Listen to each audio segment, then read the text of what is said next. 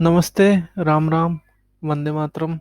दिन 14 नवंबर 2023, मंगलवार। व्याख्यान नंबर 229 और स्वसमृद्ध परिवार में जुड़ने के लिए आपका बहुत बहुत स्वागत है। वैद जी का बहुत बहुत स्वागत। विषय के बारे में बताएंगे दीपक भाई। जय सभी को नमस्ते। राम राम। वंदे मातरम। जय धन्वंतरी। वैद्य श्री जी का आयुर्वेद विषय पर आलोचना सत्र में बहुत बहुत स्वागत करता हूँ। स्वस्थ समृद्ध परिवार की ओर से, वैद्य निर्माण क्रांति की ओर से, चिकित्सा क्रांति अभियान की ओर से आप सभी श्रोतागण का भी हृदय से बहुत बहुत स्वागत करता हूँ। गत कक्षा से कई दिनों से हम सभी भ्राजक पित्त की चिकित्सा, विभिन्न कल्पों के माध्यम से चिकित्सा हम सभी निरंतर पढ़ रहे हैं, जान रहे हैं।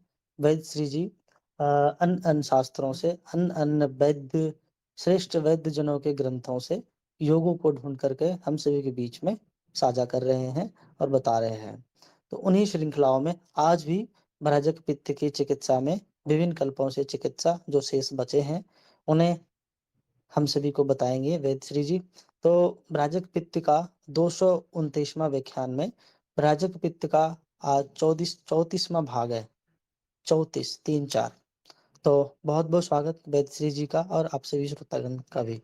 तो मैं वैद्य श्री जी से निवेदन करूंगा कि व्याख्यान को आरंभ करिए। मानव हित के लिए, राष्ट्र हित के लिए, भावी पीढ़ियों के लिए आयुर्वेद का ज्ञान दीजिए, जिससे कि समस्त प्राणी जगत का कल्याण हो। नमस्ते। जी, आप सभी का हृदय से बहुत-बहुत स्वागत है।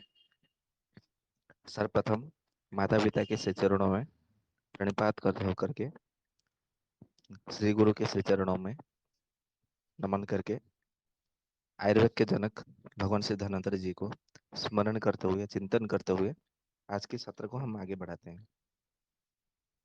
सर्वप्रथम हम प्रतिदिन की भांति वेदोक्त मंत्र से परमेश्वर की स्तुति करते हैं। उसके अनंतर जो है हम चर्चा को आगे बढ़ाते हैं। तो आज हमने लिया है ऋग्वेद के प्रथम मंडल के षष्ठ सूक्त के एकादश पंचम और षष्ठ मंत्र, ये दोनों लिए हुए हैं। जो पंचम और षष्ठ मंत्र इस प्रकार के हैं। वीलो चिदारु जंतु भी गुहा चिदिंद्र बन्नी भी आविंद उस्त्रिय अनु देवयंतो यथामति मच्छा विद्ध दसो गिरह महामनुषता श्रुतम। इसका अर्थ यह है कि जैसे बलवान मनुष्य अपने पास के कोई भी पदार्थ या वस्तु को अपने शक्ति के माध्यम से उसे धारण करते हैं, अर्थात उठाकर धारण करते हैं या तो हाथ में लेते हैं, पकड़ते हैं, तो उसे धारण करना कहते हैं। ठीक उसी प्रकार भगवान सूर्य भी अपने जो दृढ़ शक्ति से, दृढ़ जो उनको, क्योंकि कहा जाता है सूर्य जो है सकल शक्ति के भंडार है, ऐसा कहा जाता है। तो उस भगवान सूर्य भी अपने दृढ़ शक्ति से, बल से, अपने किरणों के माध्यम से संसार के जितने सारे पदार्थ हैं उन सब को जो है वो प्राप्त हो जाते हैं, अर्थात उसे धारण करते हैं। उसके अनंतर सूर्य उनको छेदन करते हैं, फिर भंग करते हैं, और आकाश आदि देशों में उसे पहुंचाने वाले जो पवन है, वायु है, उसे उस मरुत वायु के साथ में ऊपर नीचे करते हैं। इसके अंतरिक्ष अर्थात जो अंतरिक्ष अर्थात गगन में से वो सदा चढ़ता और गिरते रहते हैं। इस प्रकार से जब वायु के माध्यम से कोई भी पदार्थ ऊपर नीचे ऐसे बार बार होते रहते हैं भगवान सूर्य के किरणों के माध्यम से, तो जाके वृष्टि और धूप छाए ये सब होता रहता है।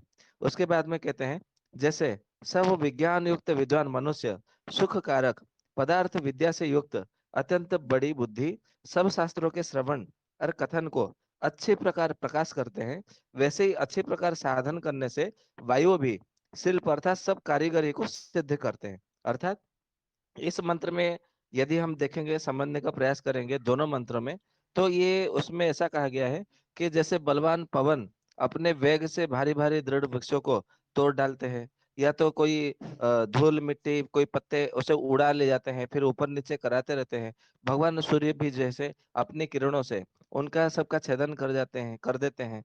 जैसे मतलब कहीं पे पेड़ पौधे सूख जाते हैं, कहीं पे कुआं तालाब ये सब भी मतलब सूख जाते हैं, तो सूख जाना इसे छेदन करना भी कहा जाता है। ठीक उसी तरह जो वायु जो है सबका छेदन करते हैं, उड़ाते हैं, नीचे ऊपर करते हैं। तो धूल को, मिट्टी को, पत्तों को, फूलों को आदि जो हल्के हल्के जो जितने सारे पदार्थ है उनको भी वायु ऊपर नीचे करते रहते हैं। तो इस प्रकार से ईश्वर के नियम से या तो विधि के विधान से पदार्थ जो है उत्पत्ति भी होती है और विनाश को भी प्राप्त होते हैं, ऐसा समझना चाहिए। ठीक उसी तरह यहाँ पर जो पदार्थ विद्या से विज्ञान युक्त विद्वान मनुष्य, सुख कारक पदार्थ विद्या से युक्त अत्यंत बड़ी बुद्धि, सब शास्त्रों के श्रवण और कथन को अच्छी प्रकार प्रकाश करते हैं। ठीक उसी प्रकार साधन करने से वायु भी शिल्प अर्थात सब कारीगरी को सिद्ध करते हैं। यहाँ पर वायु के माध्यम से या तो वायु के साधना से या तो वायु के साधन अर्थात प्राणायाम, क्योंकि हम जब प्राणायाम करते हैं तो वायु की ही साधना करते हैं। इसी को योग शास्त्र में पवन देवता का साधना या तो आराधना के नाम से जाना जाता है। मतलब सब सबके अलग अलग दृष्टिकोण होते हैं। तो जिसके जैसे दृष्टिकोण होते हैं तो उसी के अनुसार जो है वो विचार करने लग जाते हैं। इसीलिए कहा जाता है कि यथा दृष्टि तथा सृष्टि। आप इस सृष्टि को जिस दृष्टिकोण से देखेंगे आपको ये सारी सृष्टि जो है आपको उसी प्रकार देखने को मिलेगा।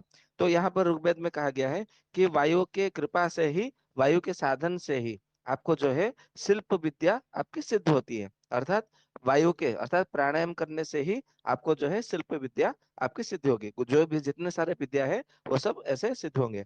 तो कैसे सिद्ध होंगे उसके लिए अगले मंत्र में बताया गया, परंतु हम उसको अगले सत्र में उसका चर्चा करेंगे। तो ये था आज हमारा वेदोक्त मंत्र से परमेश्वर की स्थिति करना। तो इसमें आज जो है सूर्य भगवान और वायु देवता, मतलब सूर्य और वायु, ये दोनों के विषय में कहा गया है या तो स्तुति की गई है, ऐसा हम कह सकते हैं। अभी उसके बाद में जो है इसी मंत्र को मैच करता हुआ, यानी कि मिलन होता हुआ, मेल खाता हुआ हमने एक श्लोक निकाला है, सूत्र निकाला है, और ग्रंथ का नाम है जीव संहिता। तो जीव संहिता में ऐसे जीव संहिता, जीवानंद संहिता, ऐसे मतलब करके भी इसको कहते हैं। तो ये भी आयुर्वेद का ही ग्रंथ है। उसमें एक श्लोक बहुत अच्छा बताया गया है, और वो श्लोक इस प्रकार के सूत्र कि नवमास धृतम गर्भम भास्करस्य गभस्तिभिः पीत्वा रसम समुद्राणाम द्यो प्रसूते रसायनम।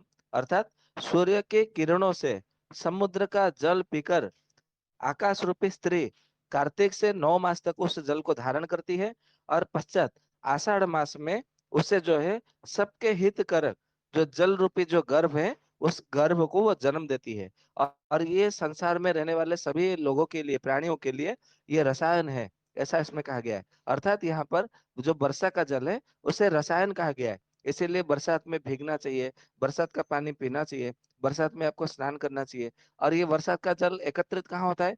तो नदियों में एकत्रित होता है, झरनों से हमें प्राप्त होती है, कुओं में से प्राप्त होती है, तालाबों में प्राप्त होती है।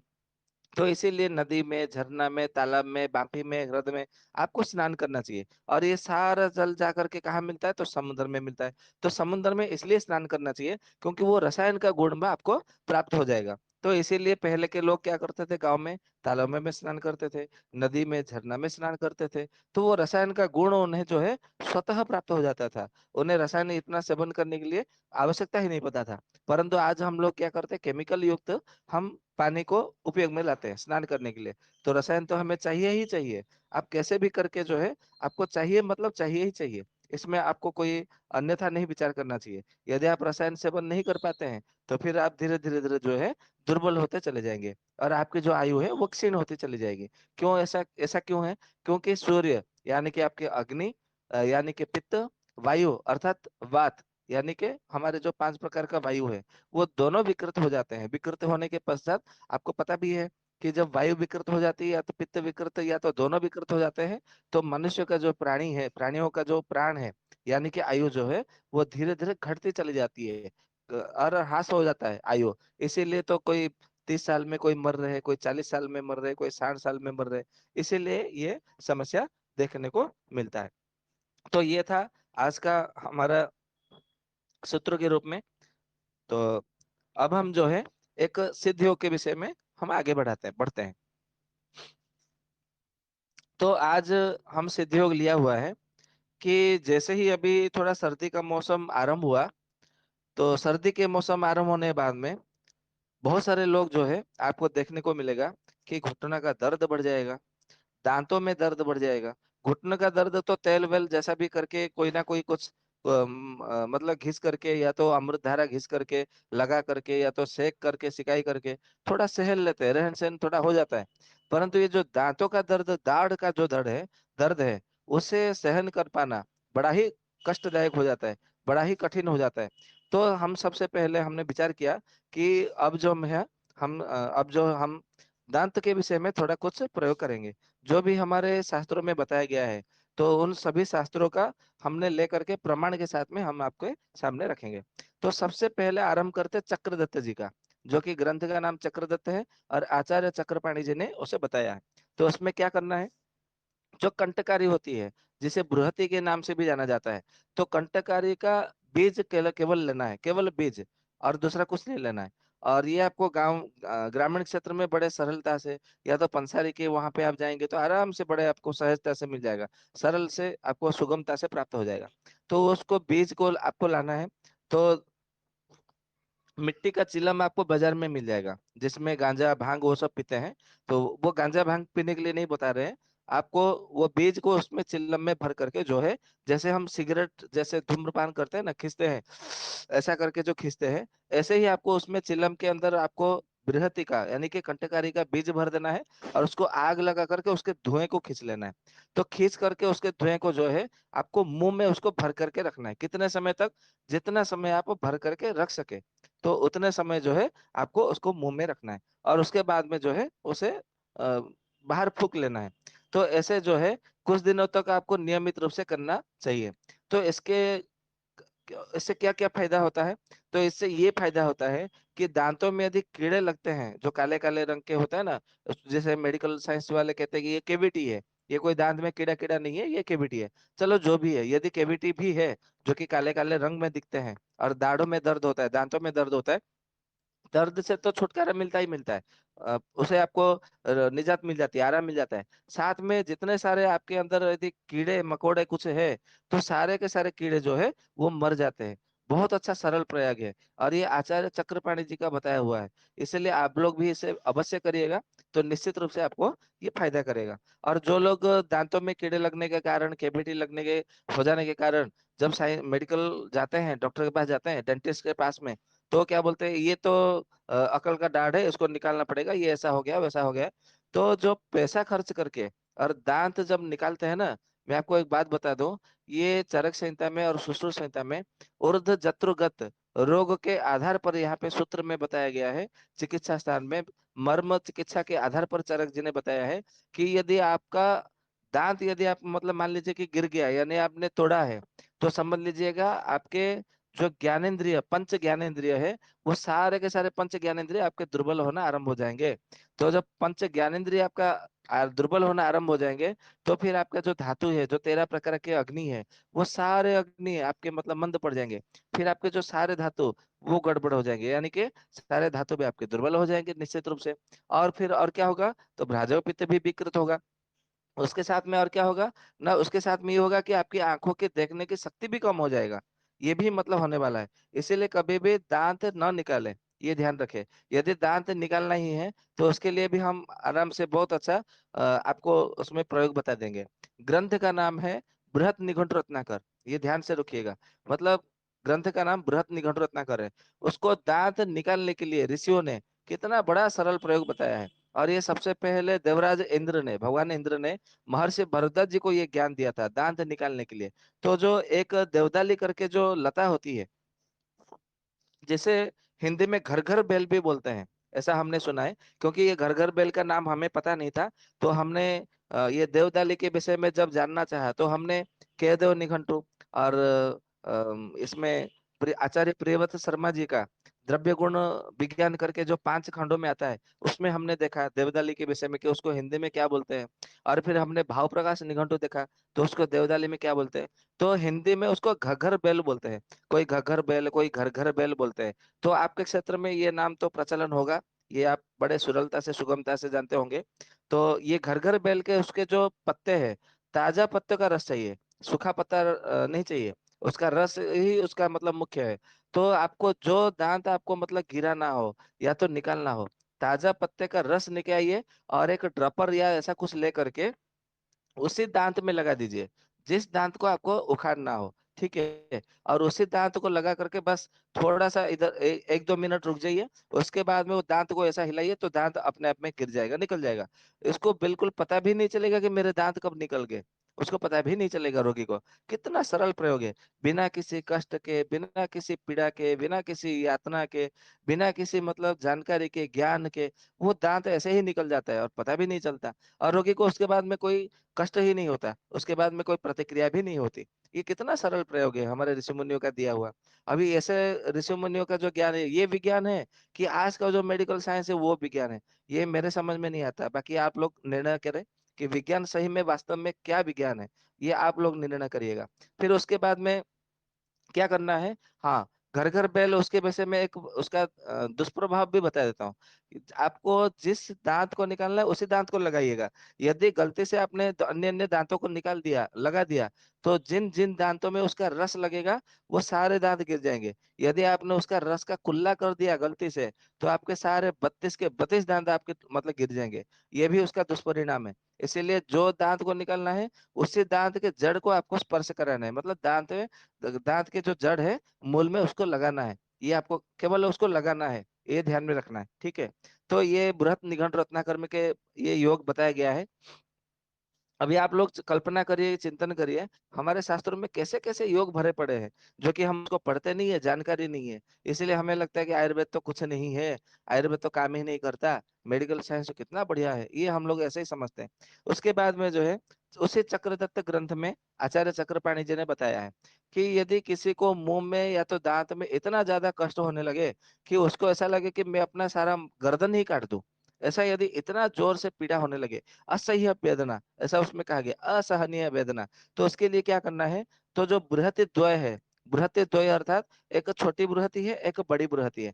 जो बड़ी बृहति, छोटी बृहति है उसे कंटकारी कहते हैं, जो बड़ी बृहति है उसे बृहति कहते हैं। ये आपको 10 मूल में, लघु पंचमूल में उसका प्रयोग किया जाता है। तो आपको गूगल में भी आप सर्च करेंगे तो उसको भी मतलब आप जान सकते हैं कि बड़ी बृहति क्या होता है, कैसे होता है। तो वो थोड़ा लंबा लंबा होकर के वो होती है।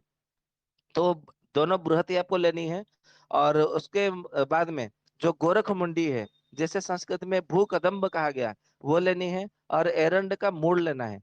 ठीक है, ये केवल 4 पदार्थ है, मतलब बृहति द्वय, और भू कदम्ब यानी कि गोरख मुंडी, और उसके बाद में एरंड का मूल, एरंड का जड़, ये चारों को बराबर बराबर मात्रा में मिला करके आपको सबसे पहले काढ़ा बनाना है। और काढ़ा बनाने के बाद में इसको तिल का तेल डाल करके इसका तेल बनाना है, तेल पाक करना है, तेल पाक विधि से। और जब तेल बन करके आपका तैयार हो जाएगा, उसको जो है प्रत्येक दिन, यदि आपको दर्द हो रहा है तो आपको जो है इसको गंडूस धारण करना है। ये आचार्य चक्रपाणी जी ने कहा है।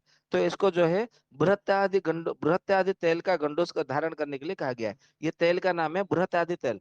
तो ये इसमें जब आप गंडूस धारण करते हैं, तो जो आपका जो मुंह में, दांत में, दाढ़ों में, जहां जहां दर्द होता है, वो सारा का सारा दर्द तो छुटकारा मिलता ही मिलता है। साथ में आपका गले में भी दर्द में यदि हो तो उसको भी जो है पूरी तरह से वो छुटकारा मिल जाता है। तो बहुत अच्छा प्रयोग है, आप इसको करेंगे तो निश्चित रूप से आपको परिणाम मिलेगा। ठीक उसी तरह और एक मतलब हम आपको योग बता रहे हैं। और योग जिस ग्रंथ से हम बता रहे हैं, वो ग्रंथ का नाम भी वो चक्रदत्त है, और बंगसेन संहिता में भी है।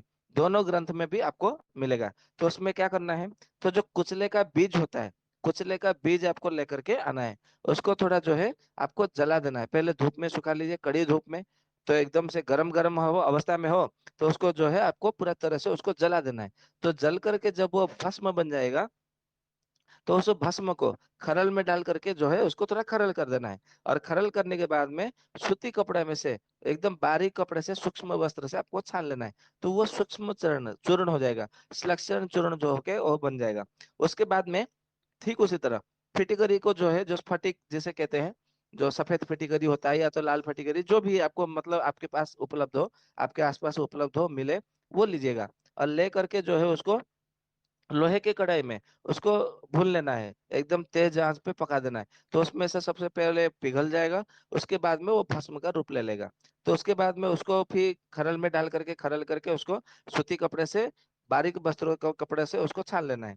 ये हो गया दूसरा। दूसरे में मतलब फिर क्या करना है, जो नील तुथ, जिसे नील तुथ यानी कि जो तुतिया कहते हैं, तितिया तुतिया मोरगिरिया, ये एक प्रकार से उपविष है। इसको भी जो है आपको जला करके राख बनानी है, भस्म बनानी है। और ये तीनों को बराबर बराबर मात्रा में भस्म लेना है, ठीक है। कुचले का भस्म लेना है, कुचले का बीज का भस्म, और स्फटिक का भस्म लेना है, नील तुथ भस्म लेना है। क्योंकि ये मंजन बनेगा, इसके लिए आपको शोधन करने की जरूरत नहीं है, आप ऐसे ही उसको जला करके उसका भस्म का प्रयोग करिएगा। तो तीनों की मात्रा को जो है, भस्म की मात्रा बराबर बराबर मात्रा में मिला करके लेकर के रखना है, ठीक है। शीशी में भर करके रखिएगा।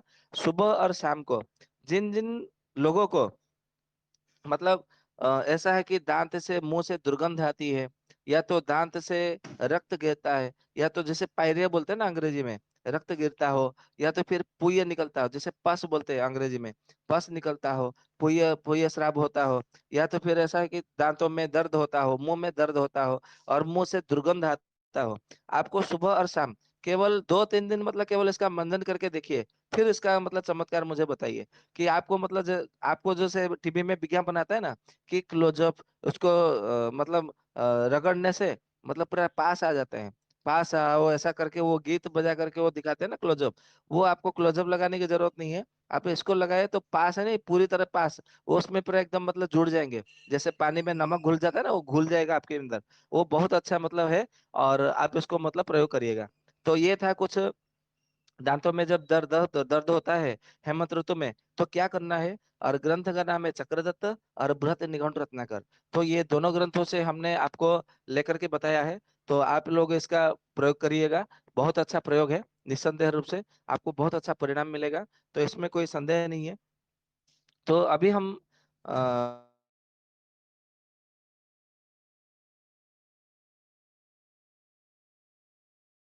राम राम। अभी आवाज आ रही है? जी गुरु जी, आ रही है आवाज। जी जी जी।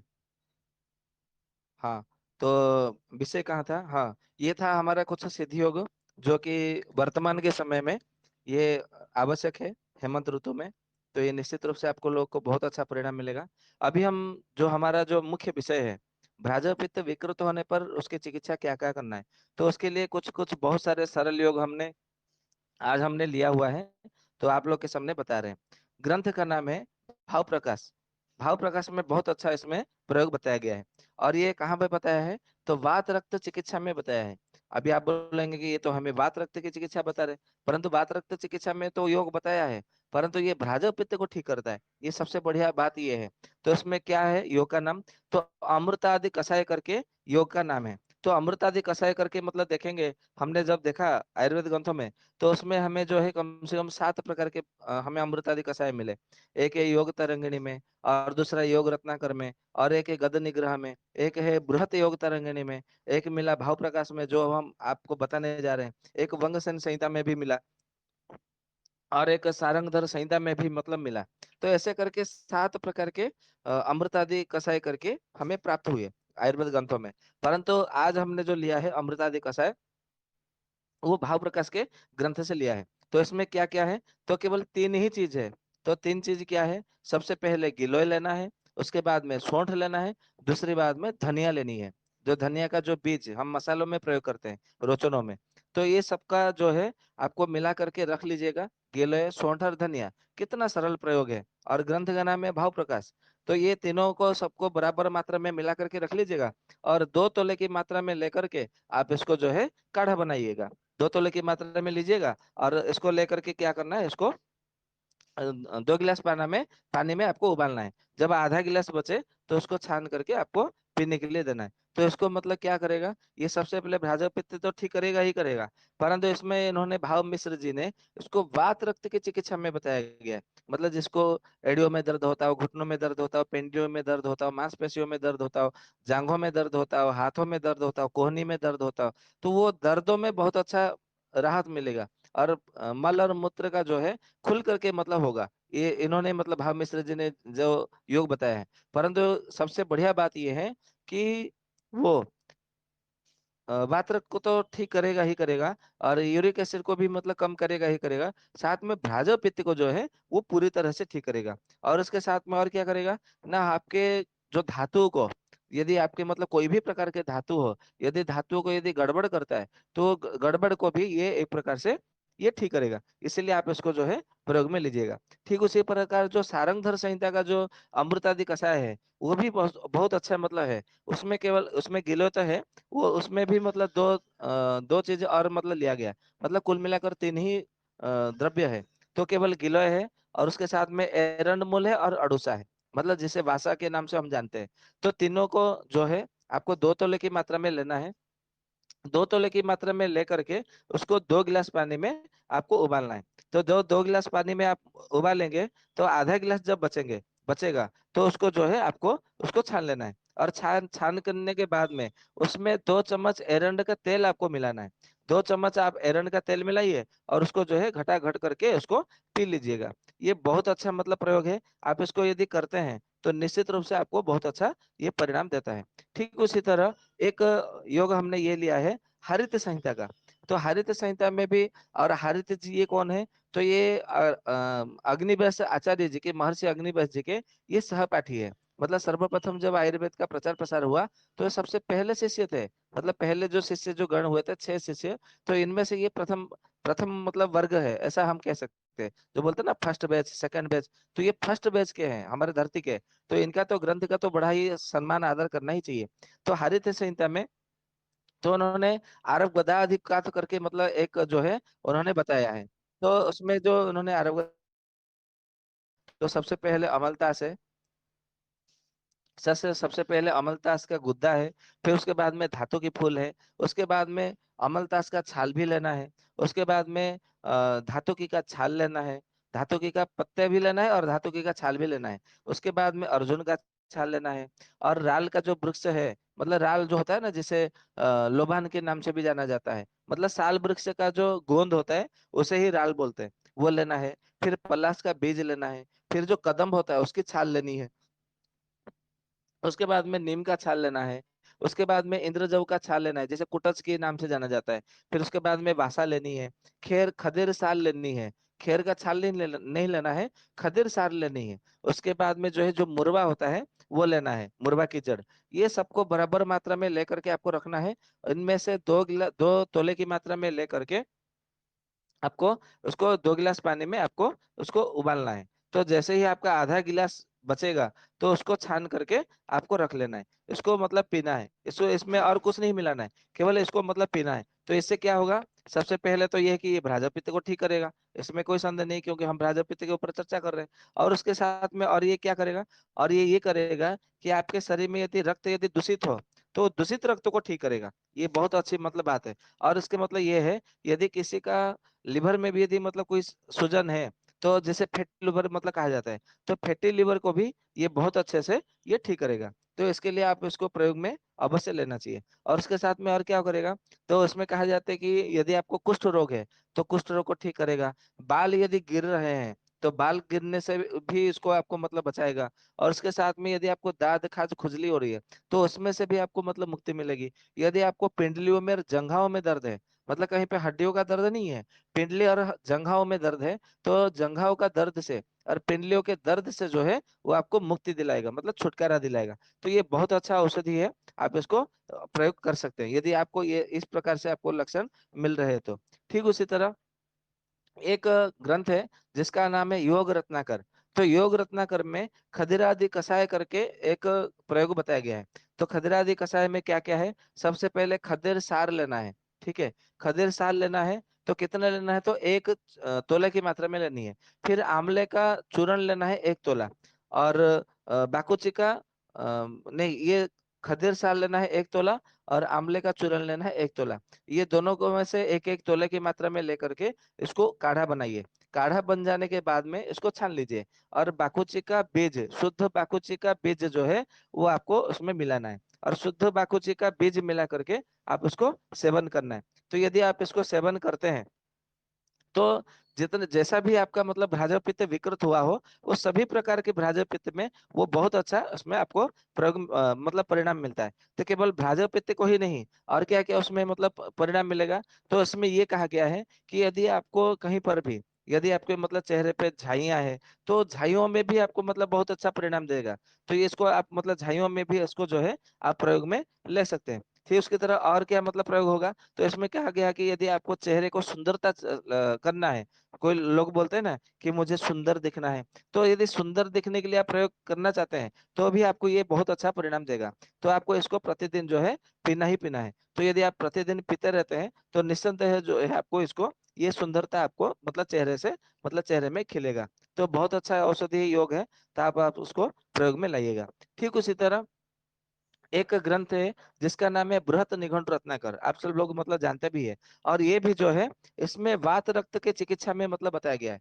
वात रक्त के चिकित्सा में मतलब ये क्या बताया गया है, और औषधि का योग का नाम क्या है, तो योग का नाम जो है मंजिष्ठादि क्वाथ करके इसमें मतलब बताया गया है।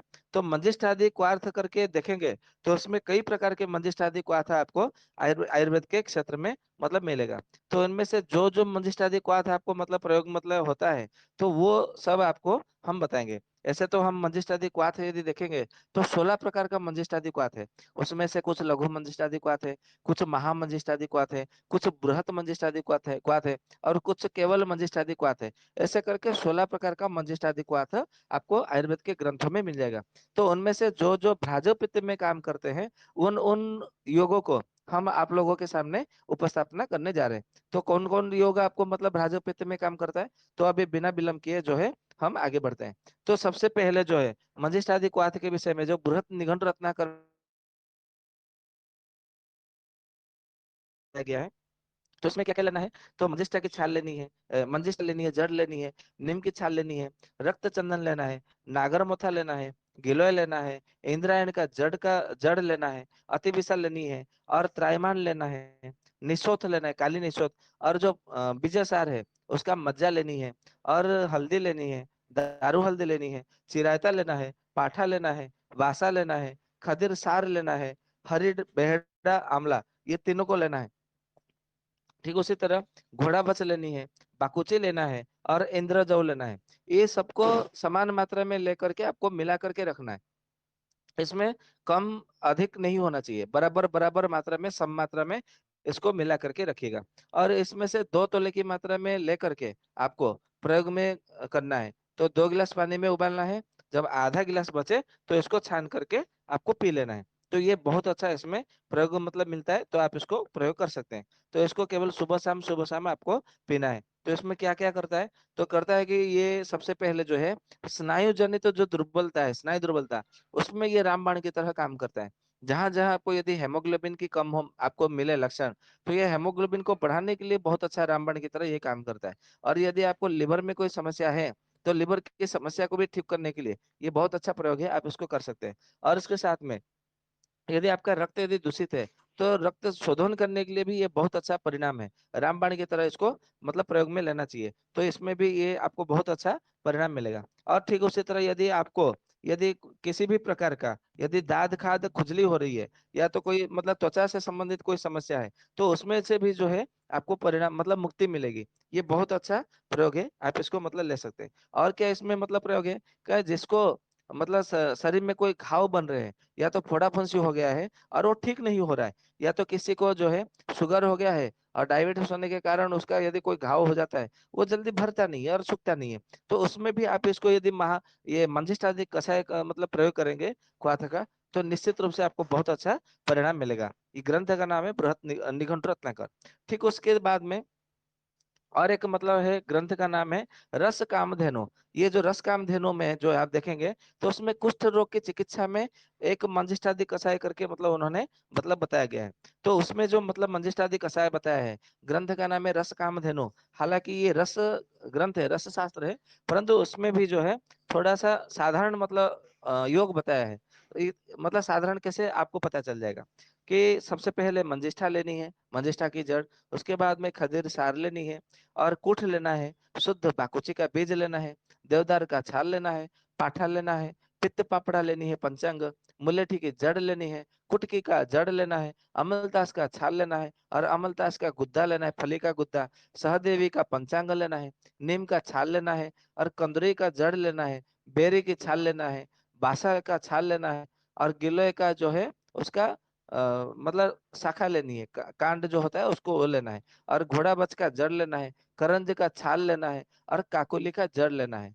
ये सबको बराबर मात्रा में मिला करके आपको रख लेना है। और इसको सबको बराबर मात्रा में मिला करके रख करके उसमें से 2 तोले की मात्रा में आपको इसका लेना है, और उसको 2 गिलास पानी में उबाल करके उसका काढ़ा बनाइए। तो ये उतना बहुत अच्छा मतलब परिणाम देता है कि इसको मतलब कल्पना नहीं कर सकते।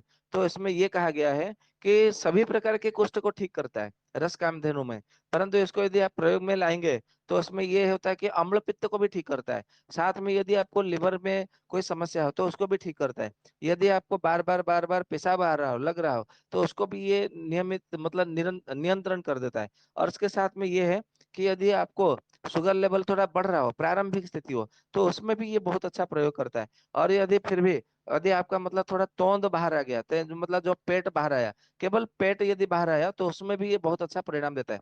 केवल ध्यान रहे, केवल पेट, पेट का तोंद यदि बाहर है तो ही काम करता है। पूरे शरीर में मोटापा हो तो वो उसमें काम नहीं करता है। और कोई किसी किसी का नितंब में चर्बी बढ़ जाता हो तो उसमें ये काम नहीं करेगा।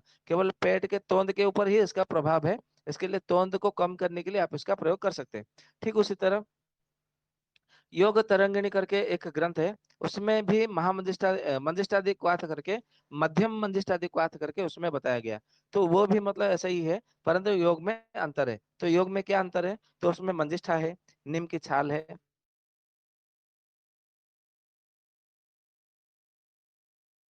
फल है, गुड़ची है, चिरायता है, रक्त चंदन है, खदेर सार है, कुटकी है, शुद्ध बाकुची का बीज है, मुरबा का मूल है, दंती मूल है, अमलतास का छाल है, अमलतास का फली का गुद्दा है, इंद्रायण का जड़ है, वायुविडंग है, बाल छड़ है, त्रायमाण है, अम्बष्ठा है, काली निशोथ है, अनंत मूल है, और श्वेत सारिबा भी है, पटोल पत्र है, पटोल का मूल भी है, काली मिर्च है, और पिपली है। ये सबके सब मतलब बराबर मात्रा में आपको जो है आपको लेकर के रख लीजिएगा। और इनमें से 2 तोले की मात्रा में लेकर के आपको जो है 2 गिलास पानी में उबालिए। जब आधा गिलास बचे तो छान करके इसको पी लीजिएगा। तो इससे क्या होगा, सबसे पहले इन्होंने कहा है कि इसमें योग तरंगिणी कार्य ने तो क्या कहा है, कहा कि कितने जितने भी प्रकार के कुष्ठ रोग हैं उन सबको ये ठीक कर देता है, ऐसा उसमें कहा है। और उसके साथ में क्या है कि आपको यदि शरीर में खुजली होती हो तो खुजली को ठीक करता है। यदि आपके शरीर में कोई मतलब घाव भर गए हो तो घाव यदि भरना हो, जिसे व्रण रोपण कहा जाता है आयुर्वेद में, तो ये व्रण रोपण का काम करता है और व्रण को सुखाने का काम है। तो भी आप इसमें बहुत अच्छा ये प्रयोग में मतलब ले सकते हैं। ठीक है, उसी तरह आपको यदि शरीर में कहीं कहीं पर भी यदि मतलब ऐसे ही खुजली खुजली होता रहे, कहीं पे भी मतलब कोई घाव नहीं, कुछ निकलता नहीं, पस भी नहीं निकलता, केवल सूखी सूखी खुजली होती है, तो भी इसमें बहुत अच्छा ये परिणाम देता है। और इसके साथ में जो एक प्रकार का जो एक्जिमा जिसे कहते हैं, और एक्जिमा जो है वो जल्दी ठीक नहीं होता, तो एक्जिमा के लिए भी आप इसका प्रयोग करेंगे तो निश्चित रूप से बहुत अच्छा ये परिणाम देता है। तो आप इसमें जो है प्रयोग में ले सकते हैं। और ठीक उसी तरह भाव प्रकाश में एक उसमें भी मतलब एक प्रयोग बताया गया है। उसमें क्या है, मध्यम मंजिष्ठादि क्वाथ करके बताया है। तो उसमें क्या क्या है, तो मंजिष्ठा की जड़ है, शुद्ध बाकुची का बीज है, और चक्रमर्द का बीज है, दालचीनी है, नीम की छाल है, हरड़े है, हल्दी है, आंवला है, बासा का है, सतावर का जड़ है, बला है, नाग बला है, गुलशकरी जिसे बोलते हैं, मुलेठी है, और ताल मखाना है, पटोल पत्र है, खस है जिसे उसेर के नाम से जाना जाता है, गिलोय है, और रक्त चंदन है। इन सबको बराबर बराबर मात्रा में मिला करके आपको रख लेना है। और रख करके जो है इसमें से 2 तोले की मात्रा में लेकर के काढ़ा बनाइए और उसको पीजिए।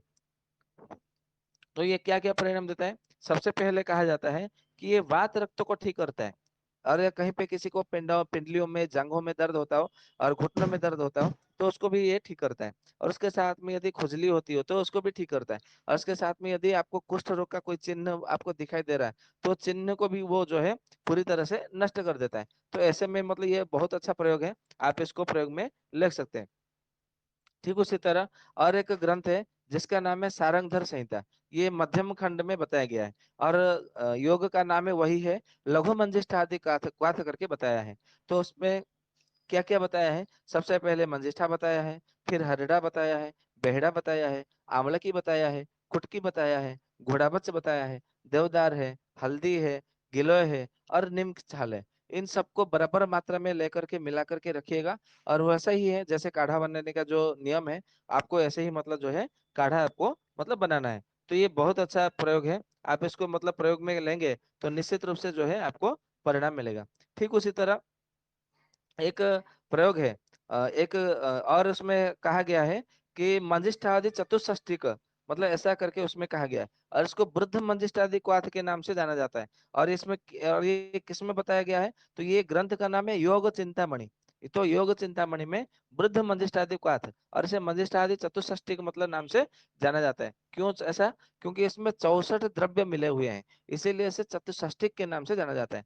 तो इसमें क्या क्या है, तो मंजिष्ठ है, हरिड़ा है, बेहड़ा है, आंवला है, प्रियंगु है, गिलोय है, ब्राह्मी है, बच है, पुष्कर मूल है, भृंगराज है, सोंठ है, मिर्च है, पिपली है, चिरायता है, अतिसा है, संभालू है, अमलतास है, त्रायमाण है, खदीर सार है, कटोच्छाल है, पाठा है, हल्दी है, दारुहल्दी है, कुटकी है, मुरबा जड़ है, पित्त पापड़ा, बासा का जड़ है, छाल है, इंद्र जो है बीज है। और जो इसमें जो मतलब मंजिष्ठा जो कहा गया है दोबारा उसमें मतलब लेना है। और उसके बाद में अनंत मूल लेना है, इंद्रायण का जड़ लेना है, कुठ लेना है, एरंड मूल लेना है, नीम की छाल लेनी है, चित्रक मूल लेना है, सताबर लेना है, और ब्राह्मण यष्टि लेनी है, मैलेंद्री लेना है, सटी लेनी है, तिलों के फल लेना है, धव का जड़ लेना है, पाढ़ल लेना है, निशोथ लेना है, मालकंगनी का बीज लेना है, सुगंध वाला लेनी है, दंती मूल लेना है, पलाश की छाल लेना है, सफेद चंदन लेना है, लाल चंदन लेना है, मुंडी लेना है, वाइविडंग लेना है, आग की जड़ का छाल लेना है, अरणी की छाल लेनी है, करंज लेना है, धातु की का पत्ता लेना है, धातु की का जड़ लेना है, छोटी कटेरी लेनी है, बड़ी कटेरी लेनी है, देवदार का छाल लेना है, नागरमोथा लेना है, रक्त कमल लेना है, कंकोल लेना है, पित्त पित्त पापड़ा लेना है। तो इस प्रकार से जो है ये 64 प्रकार की ये द्रव्य हो गए। तो इसीलिए उसे चतुष्षष्ठी का मतलब के नाम से इसको जाना जाता है। और ये जितने सारे मतलब मांजिष्ठादि क्वाथ है, तो इसे इसमें सबसे अधिक द्रव्य है, इसीलिए संभवतः वृद्ध मंजिष्ठादि क्वाथ के नाम से इसको जाना जाता है। तो इन सबको जो है आपको लेकर के रखना है 64 औषधियों को बराबर मात्रा में। और इसको जो है थोड़ा सा मतलब लेकर के जैसे 2 तोले की मात्रा में लेकर के काढ़ा बना करके मिट्टी के पात्र में, और उसको जो है छान करके उसको पीना है। तो ये क्या करता है, सबसे पहले कहा गया कि ये भ्राजव पित्त को ठीक करता है, सबसे बढ़िया बात है। दूसरी बार कहा गया कि जितने प्रकार के कुष्ठ रोग है उन सभी प्रकार के कुष्ठ रोग को ये ठीक करता है। तीसरी बार में कहा गया कि आपको धातु से संबंधित कोई भी समस्या हो उन सभी समस्या को ये ठीक करता है। उसके साथ में कहते हैं कि यदि वात और पित्त का दोष आपके शरीर में अधिक मात्रा में बढ़ गया है, तो वात और पित्त दोषों को समन करने के लिए एक ही साथ में, मतलब आपको केवल वात का दोष बढ़ा है तो ये काम नहीं करेगा, यदि केवल पित्त का दोष बढ़ा है तो उसमें ये काम नहीं करेगा। हाँ, यदि वात पित्त दोनों दोष बढ़े हुए हैं तो उसके लिए तो ये रामबाण की तरह काम करेगा।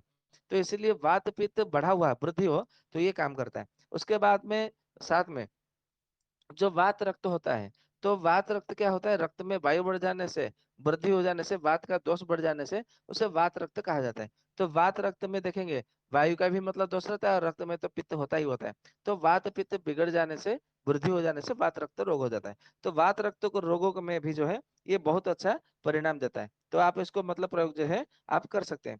ठीक उसी तरह और एक मतलब जो है बृहत मंजिष्ठादि को आत करके मतलब बताया गया है। और ये किस में बताया गया है, तो ये बताया गया है योग रत्नाकर जो ग्रंथ है उसमें बताया गया है। और इसमें किस में बताया गया, तो वात चिकित्सा में बताया गया। मतलब ये वात चिकित्सा के अंतर्गत जो है ये बृहत मंजिष्ठादि क्वाथ बताया है। तो इसमें क्या क्या लेना है, मंजिष्ठा लेना है, नागरमुथा लेना है, कुड़े की छाल लेना है, गिलोय लेना है, कुठ लेना है, सोंठ लेना है, ब्रह्मी यष्टि लेनी है, कटेली लेनी है, बच लेना है, नीम का छाल लेना है, हल्दी लेना है, दारू हल्दी लेना है, त्रिफला लेनी है, पटोल पत्र लेना है, कुटकी लेनी है, मुरबा मूल लेना है, वाइविडंग लेना है, ब्रजेसार लेना है, चित्रक मूल लेना है, सतावर लेना है, त्रायमाण लेना है, पिप्पल लेना है, इंद्रजो लेना है, वासा लेनी है, भृंगराज लेनी है, देवदार का छाल लेना है, पाठा लेना है, खदेर सार लेनी है, रक्त चंदन चंदन लेना है, निशोथ लेना है, और वर्ण का छाल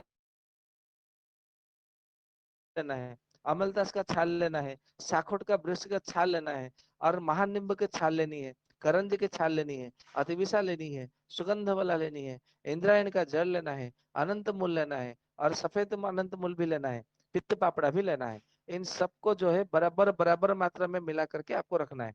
और इसमें जो है 2 तोले की मात्रा में लेकर के इसका काढ़ा बनाना है। और जब काढ़ा बन जाए तो उसमें शुद्ध गुगुल और पीपल का चूर्ण दोनों में से एक एक मासा के प्रमाण में, एक एक मासा अर्थात एक एक ग्राम के प्रमाण जो है उसको मिला करके, मतलब प्रक्षेप दे करके, उसको प्रक्षेप कहते हैं, उसमें प्रक्षेप करके आपको इसको सेवन करना है।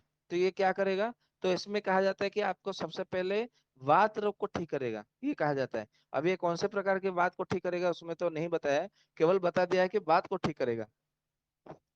उसके बाद में कहते हैं कि वात रक्त को ठीक करेगा। उसके साथ में जो स्लीपद रोग है, जो एलिफेंट पाँव बोलता है, हाथी पाँव जो रोग है, उसमें भी मतलब ये काम करेगा। उसके बाद में कहते हैं कि जो हाथों में पैरों में सुन्नपन पड़ जाना, उसमें भी ये काम करेगा। उसके साथ में कहते हैं कि यदि पक्षाघात रोगी को, यदि इसको निरंतर रूप से 12 वर्ष तक यदि पिलाया जाए, यदि यही इसी का काढ़ा बना बना करके, तो उसका जो पक्षाघात किसी भी प्रकार से कारण के यदि मतलब हो, तो सभी प्रकार के कारणों को धीरे धीरे नष्ट करता हुआ पक्षाघात रोगी को मतलब ऐसे ही चला जाता है जैसे कोई सोता हुआ व्यक्ति, कोई बलवान व्यक्ति, स्वस्थ व्यक्ति सोने के बाद में, जब नींद से जागने के बाद में उठ करके जैसे दौड़ता है, उसको मल शौच आने के बाद में जैसे वो भागता है, दौड़ता है, ठीक उसी प्रकार पक्षाघात रोगी यदि बहुत सालों से भी मतलब दीर्घ समय से, दीर्घ काल से यदि रोग मतलब बिस्तर पकड़ लिया हो, पलंग पकड़ लिया हो, फिर भी जो यदि इसे यदि 12 वर्ष तक पिलाता जाता रहे, तो वो 12 वर्ष के बाद में उसी प्रकार दौड़ने लग जाएगा।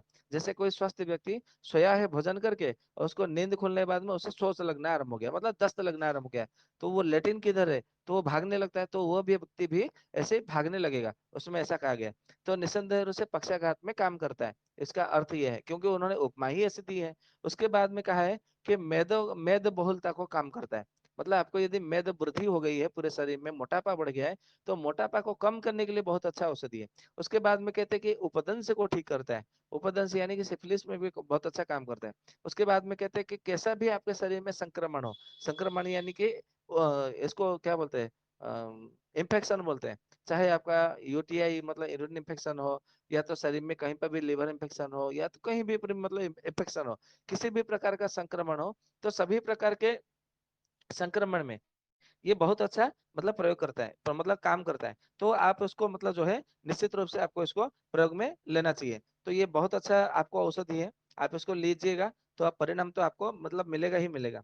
ठीक उसके उसके बाद में एक औषधि है जिसका नाम है मांसादी क्वाथ। और ये मांसादी क्वाथ किसमें बताया गया है, तो बृहत निघंट रत्नाकर का जो नाम है, नाम का जो ग्रंथ है उसमें बताया गया है। तो उसमें क्या क्या बताया है, बताया गया कि इसका नाम है मांसादी क्वाथ। मांस यानी कि जटा मांसी को मांस कहा जाता है। आयुर्वेद ग्रंथों में मांस का अर्थ को के लोग क्या बोलते हैं, जो बकरी का मांस, किसी पशुओं का, प्राणियों का मांस ऐसा समझते हैं, परंतु ऐसा नहीं है। आयुर्वेद में 4 प्रकार की मांस होती है। एक होता है महामांसी, दूसरा होता है मुरामांसी, एक होता है जटामांसी, और एक होता है दिव्य मानसी। दिव्य मानसी का जो पौधा है आजकल तो दुर्लभ है, मिल नहीं रहा है, परंतु ग्रंथों में उसका कहीं कहीं वर्णन मिलता है। तो परंतु आज 3 प्रकार के मांस मिलते हैं, एक महामांसी मिलता है, दूसरा मुरामांसी मिलता है, तीसरा जटामांसी भी मिलता है। तो ये कोई भी मतलब यदि आपको प्रयोग में लिया जाता है, तो वहां पर ग्रंथकारों ने मांस ऐसा मतलब उसमें बता लिखा है। परंतु लोग, कुछ लोग क्या बोलते हैं, अरे आयुर्वेद में तो मांस को बताया गया है, ये तो मांस का काढ़ा पीने के लिए बोलते हैं, और हम मटन खाते हैं तो आपको बुरा लग जाता है। तो उन लोग को कौन समझाए कि मांस का अर्थ यहाँ पे जटामांसी एक वनस्पति है, महामांसी एक वनस्पति है, और मुरामांसी एक पौधा है, जड़ी बूटी है, वो कोई किसी प्राणी का मांस नहीं है। तो ये बात है। तो उसमें क्या करना है, तो सबसे पहले जटामांसी लेनी है, फिर लाल चंदन लेना है, अमलतास का छाल लेना है, करंज का छाल लेना है, नीम का छाल लेनी है, सरसों, सफेद सरसों लेनी है जिसे पीली सरसों के नाम से जाना जाता है, फिर उसके बाद में मुलेठी लेनी है, और कुटच का छाल लेना है, और दारू हल्दी लेनी है। सबको बराबर मात्रा में मिला करके आपको रख लेना है, और इनमें से 2 तोले की मात्रा में लेकर के उसको काढ़ा बनाना है। तो जब आप उसका काढ़ा बना करके सेवन करने के लिए देते हैं, तो ये बहुत अच्छा परिणाम देता है। तो क्या परिणाम देता है, सबसे पहले ये है कि आपको कुष्ठ रोग को ठीक करता है, ऐसा उन्होंने बताया है। केवल कुष्ठ रोग को ही ठीक नहीं करता है, और क्या क्या ठीक करता है, तो भाजपा पित्त को तो ठीक करेगा, क्योंकि हम भाजपा पित्त के विषय में चर्चा कर रहे हैं, परंतु और क्या क्या ठीक करेगा, तो इससे कहा जाता है कि जिनको सर में दर्द होता है, तो सर दर्द भी इसमें मतलब बहुत अच्छा परिणाम देगा। तो सर दर्द में भी आप इसको प्रयोग में ले सकते हैं। और उसके साथ में और क्या मतलब बताया गया है, तो जिनको पेट अच्छे से साफ नहीं हो रही, पेट में गुड़गुड़ या तो पेट में दर्द होता रहता है, तो उसमें भी बहुत अच्छा परिणाम देता है। और कहते हैं कि यदि किसी के शरीर में खुजली हो रही है तो खुजली को नष्ट करता है। और यदि कोई ऐसा ज्वर है जो कि बहुत दिन हो गए और ज्वर जो है पूरी तरह से ठीक नहीं हो रहा है, और वो ज्वर कौन सा वाला, न चिंता करते करते ज्वर हो गया, जैसे आजकल किसी को हाई बीपी है और हाई बीपी बढ़ जाने के कारण जो है उसको बुखार आ गया, तो इसको आप ये मांसादिगण मतलब काढ़ा दीजिएगा, तो इसमें बहुत अच्छा आपको परिणाम मतलब निस्संदेह रूप से आपको मिलेगा। ठीक उसी तरह अभी जो है हम दूसरे योग की तरफ हम आगे बढ़ते हैं। तो दूसरी तरफ मतलब योग जो है मतलब उसमें बताया गया है, और योग का नाम है मुस्तादिक्वाथ। तो मुस्तादिक्वाथ भी यदि हम देखेंगे आयुर्वेद में, तो मुस्तादिक्वाथ भी मतलब कई प्रकार के हैं। तो कितने प्रकार के हैं, तो इसमें कहा जाता है कि 38 प्रकार के हैं। आयुर्वेद के ग्रंथों में जब हमने देखा तो 38 प्रकार के मुस्तादिक्वाथ हमको देखने को मिले। तो उसमें से जो जो मुस्तादिक्वाथ हमें काम करता है भ्राजक के ऊपर, उन उन मुस्तादिक्वाथ को लेकर के हम बताएंगे। तो सबसे पहले मुस्तादिक्वाथ जो मतलब हम लेके जा रहे हैं, वो भाव प्रकाश ग्रंथ का है, मध्यम खंड में, और वो भी वात रक्त के चिकित्सा में बताया गया। तो उसमें क्या क्या है, तो सबसे पहले नागरमोथा लेना है, आंवला लेना है और हल्दी लेना है। बस तीन ही चीजें, और कोई मतलब ज्यादा नहीं है, तीन है, नागरमोथा, आंवला और हल्दी। तो ये तीनों को मतलब लेकर के जो है आपको काढ़ा बनाना है, और काढ़ा बना करके उसको जो है आपको रख लेना है। और जब वो ठंडा हो जाए, ठंडा होने के बाद में उसमें शहद मिलाना है, और शहद मिला करके उसको सेवन करने के लिए देना है। तो इसमें क्या होगा, तो जिनका वात कोई दोष बढ़ा हो तो वात दोष को समन करता है, यदि पित्त दोष बढ़ा हो तो पित्त दोष को समन करता है, यदि कफ दोष बढ़ा हो तो कफ दोष में भी समन करता है। और यदि आपका वात पित्त कफ तीनों दोष तो बढ़ा ही बढ़ा है, उसके साथ में यदि आपको शरीर में यदि कोई ऐसा हलचल आपको मतलब देखने को मतलब मिलता है, तो भी आपको उसमें जो है बहुत अच्छा इसमें आपको मतलब परिणाम मिलता ही मिलता है। आप उसमें मतलब प्रयोग करेंगे तो निश्चित रूप से आपको लाभ मिलेगा ही मिलेगा। और इसके साथ में और क्या मतलब फायदा करता है, तो ये वात रक्त को भी ठीक करता है, और वात रोग को भी मतलब ठीक करता है।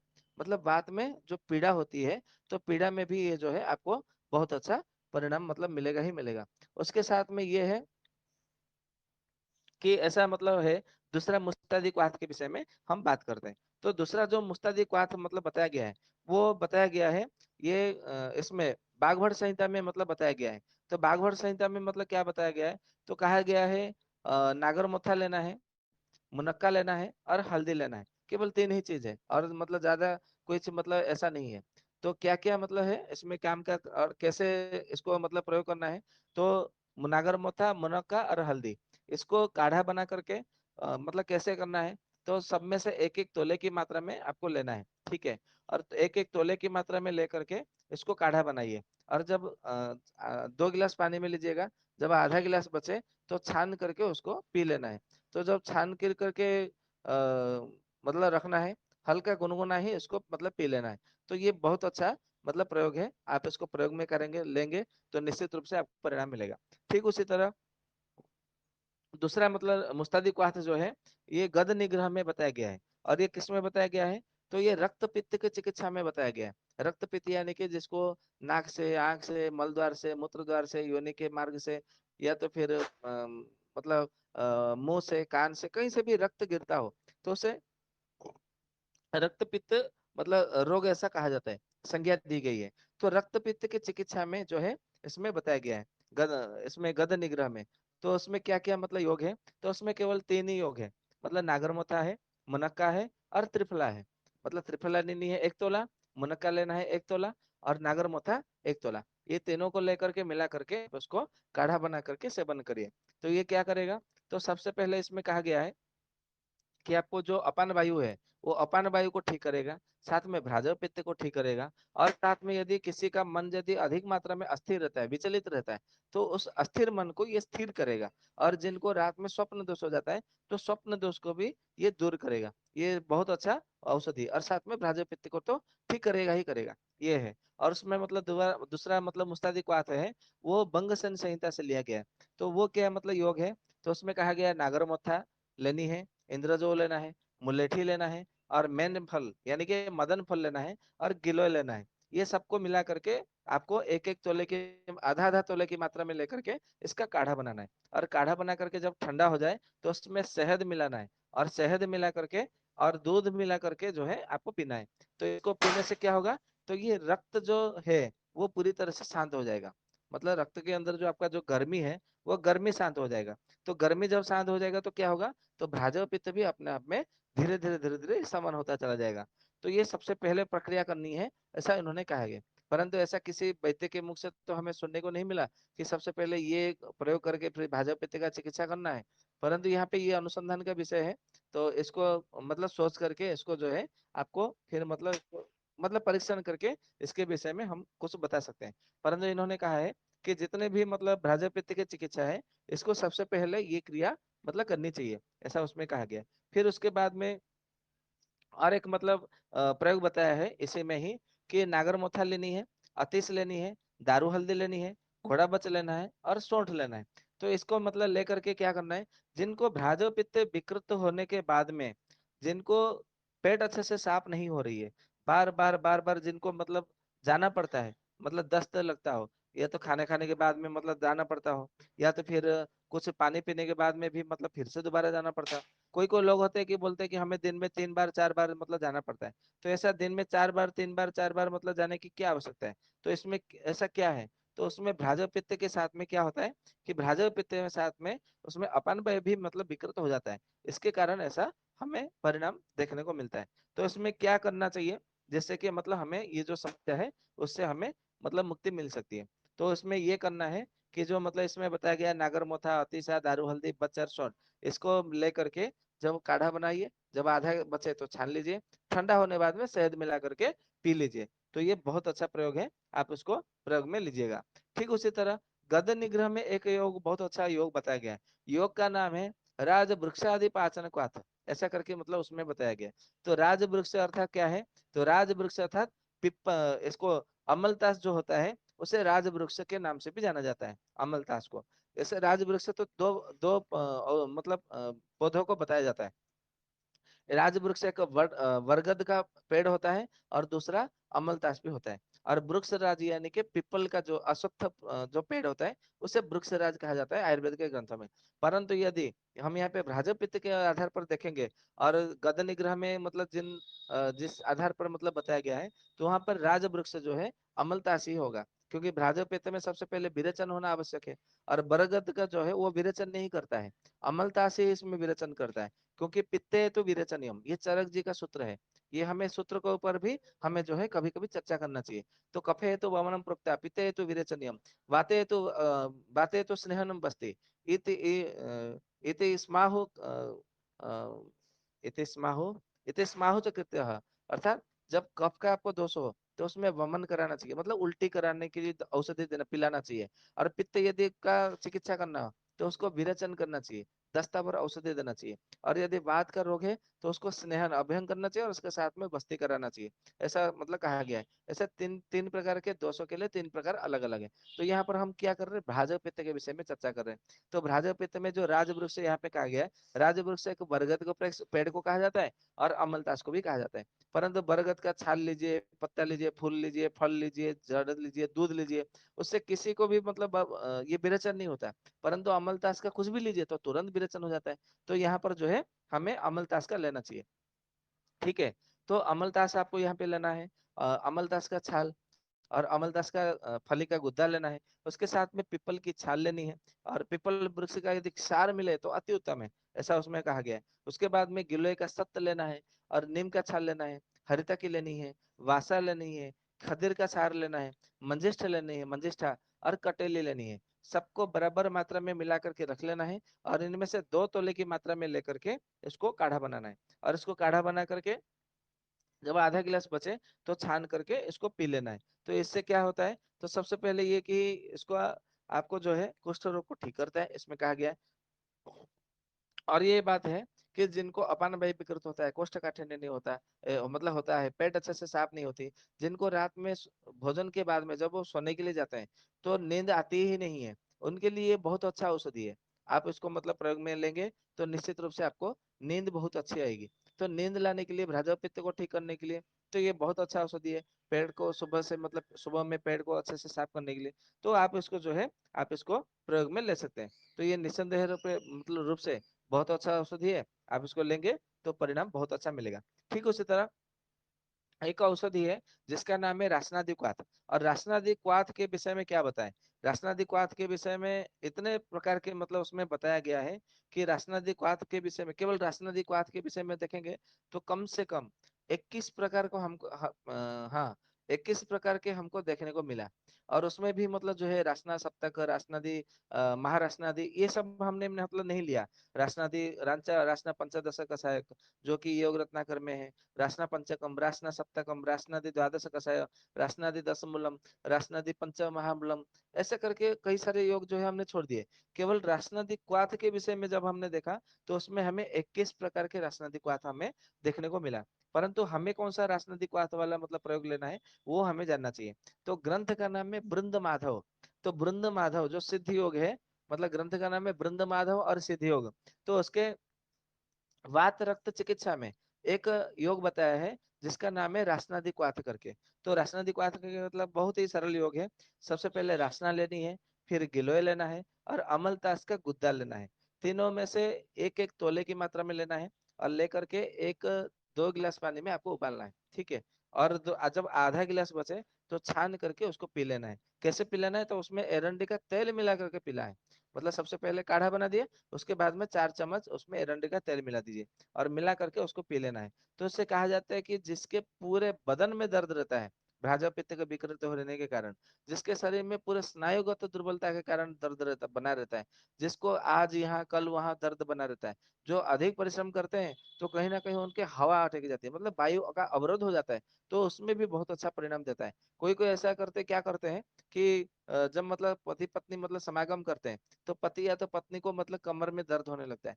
तो ऐसे में भी ये मतलब ये रासनादिक्वाथ है, ये बहुत अच्छा मतलब प्रयोग है। आप इसको मतलब देखेंगे तो निश्चित रूप से आपको परिणाम मिलेगा ही मिलेगा। और उसके साथ में क्या है कि किन्हीं किन्हीं को मतलब आपको ऐसे देखने को मिलेगा कि किसी किसी को सर में जो है ना एक प्रकार से जिसके मतलब फोड़े फुंसी जैसे मतलब हो जाते हैं। किसी किसी को, बच्चे को भी हो जाता है और साथ में मतलब व्यक्तियों को भी मतलब हो जाता है। तो इसमें आप मतलब देखेंगे तो इसका जो मतलब रासनादिक बात है ये उसमें बहुत अच्छा परिणाम देता है। तो इसको मतलब जैसे ही मतलब काढ़ा बना करके पीना है, आप ऐसे ही मतलब काढ़ा बना करके ऐसे ही मतलब काढ़ा बना करके आप इसका पीजिएगा। तो जैसे ही मतलब काढ़ा बना करके पीएंगे और उसमें एरंड का तेल मिला करके, तो उसका जो कमर का दर्द बना रहता है समागम, अत्यधिक समागम के कारण, तो उससे जो है आपको मुक्ति मिल जाती है।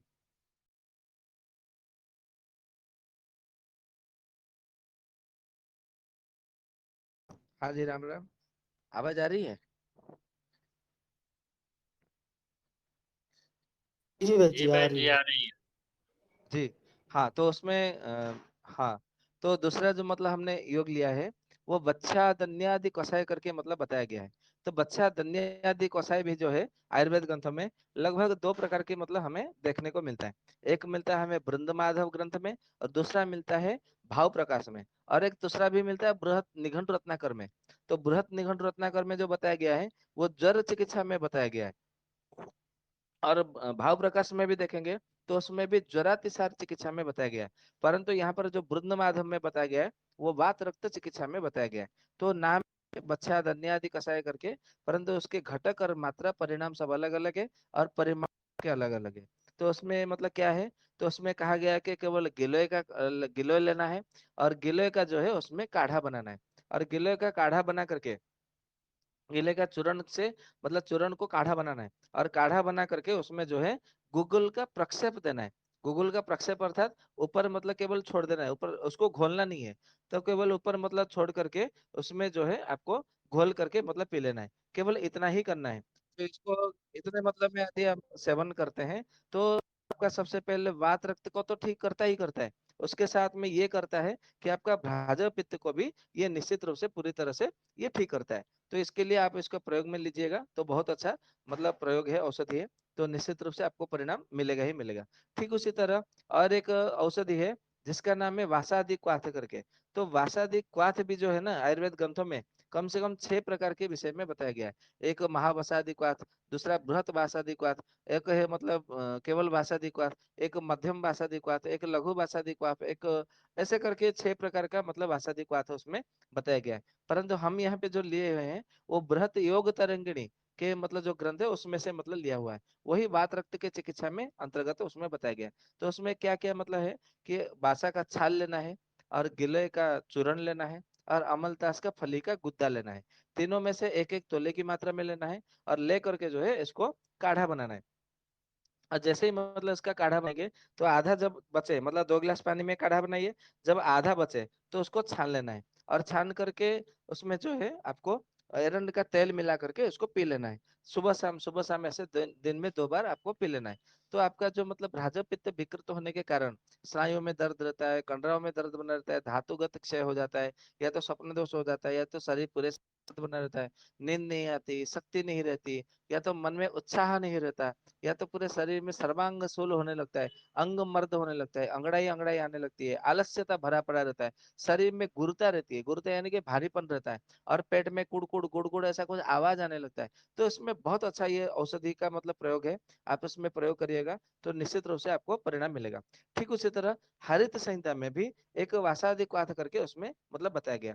तो वो उसमें क्या क्या बताया है, तो कहा गया कि हरित जी ने वासा का छाल लेना है, वायविडंग लेना है, नीम की छाल लेना है, पटल पत्र लेना है, पटल का जड़ लेना है, पाठा लेनी है, सौंठ लेना है, देवदारू लेनी है, दसमूल लेनी है, और हरिड़ लेनी है। सब में से जो है आपको बराबर मात्रा में मिला करके आपको रख लेना है, बराबर मात्रा में। फिर इसमें से जो है आपको 2 तोले की मात्रा में लेकर के इसका काढ़ा बनाना है 2 गिलास पानी में। और जब केवल आपको आधा गिलास बचे तो उसको छान करके उसको पीने के लिए देना है, उसमें और कुछ नहीं मिलाना है। आप चाहे तो सेंधा नमक थोड़ा सा मात्रा में मिला सकते हैं। केवल यही करिएगा तो सबसे पहले ये है कि जिनको छाती में दर्द होता है, उन छाती के दर्द में बहुत अच्छा मतलब परिणाम मिलेगा, आराम मिलेगा, तो उनके लिए मतलब आप उसको दीजिएगा। साथ में जिनको शरीर में ऐसा लगता है कि पूरे शरीर में खुजली खुजली होती है, या तो कभी कभी कोई कोई लोग बोलते हैं ना कि मेरे हाथों में खुजली हो रही है, मेरे तलुओं में खुजली हो रही है, मेरे गर्दन में खुजली हो रही है, मेरे आंखों में खुजली हो रही है, मेरे मुंह के अंदर खुजली हो रही है, और किसी किसी मतलब महिलाओं के स्तनों में भी मतलब खुजली हो रही है। तो इसके लिए ये बहुत अच्छा मतलब प्रयोग है। आप इसको प्रयोग करेंगे तो खुजली को तो पूरी तरह से नष्ट कर देता है। जो गुप्तांग में जो खुजली होता है गुप्त स्थानों में, तो उन गुप्तांग के स्थानों की खुजली को नष्ट करता है। परंतु पूरे शरीर में यदि खुजली हो रही हो तो उसको काम नहीं करता, उसके ऊपर प्रभाव नहीं है। ये आपको ध्यान में रखना है। जो गुप्तांगों की खुजली उसी के ऊपर केवल काम करता है। और उसके साथ में यदि आपको मतलब बहुत दिनों से बुखार हो रहा हो, और बुखार के कारण आपके जो संधि शूल होता है, मतलब जो जॉइंट पेन होता है, पेन के ऊपर भी मतलब ये बहुत अच्छा। और उसके साथ में यदि आपको अच्छे से भूख नहीं लग रही है, मतलब जो अग्निमंद्य यानी कि क्षुधाहीनता जिसके मतलब कहते हैं। और कोई कोई ऐसा होता है कि पानी बहुत कम पीते हैं, तो उनको पूछते हैं कि मतलब भैया पानी क्यों कम पी रहे हो, अरे मुझे तो प्यास ही नहीं लग रही, तो मैं पानी क्या पीऊंगा। तो प्यास लगता है, जिनको प्यास नहीं लगती, मतलब तृषाहीनता जिसे मतलब कहा जाता है आयुर्वेद में, पिपासाहीनता, तृषाहीनता, तो इसको पीने के बाद में प्यास बढ़ जाती है। तो इसमें आपको जो है आपको पीना चाहिए। उसके साथ में यदि किसी को मतलब कोई कोई बोलता है ना कि मेरे नाभि के दाहिने हिस्से की तरफ दर्द होता है, कोई बोलता है मेरे नाभि के ऊपर दर्द होता है, कोई बोलता है मेरे नाभि के बाईं तरफ दर्द होता है, कोई बोलता है मेरे नाभि के नीचे दर्द होता है।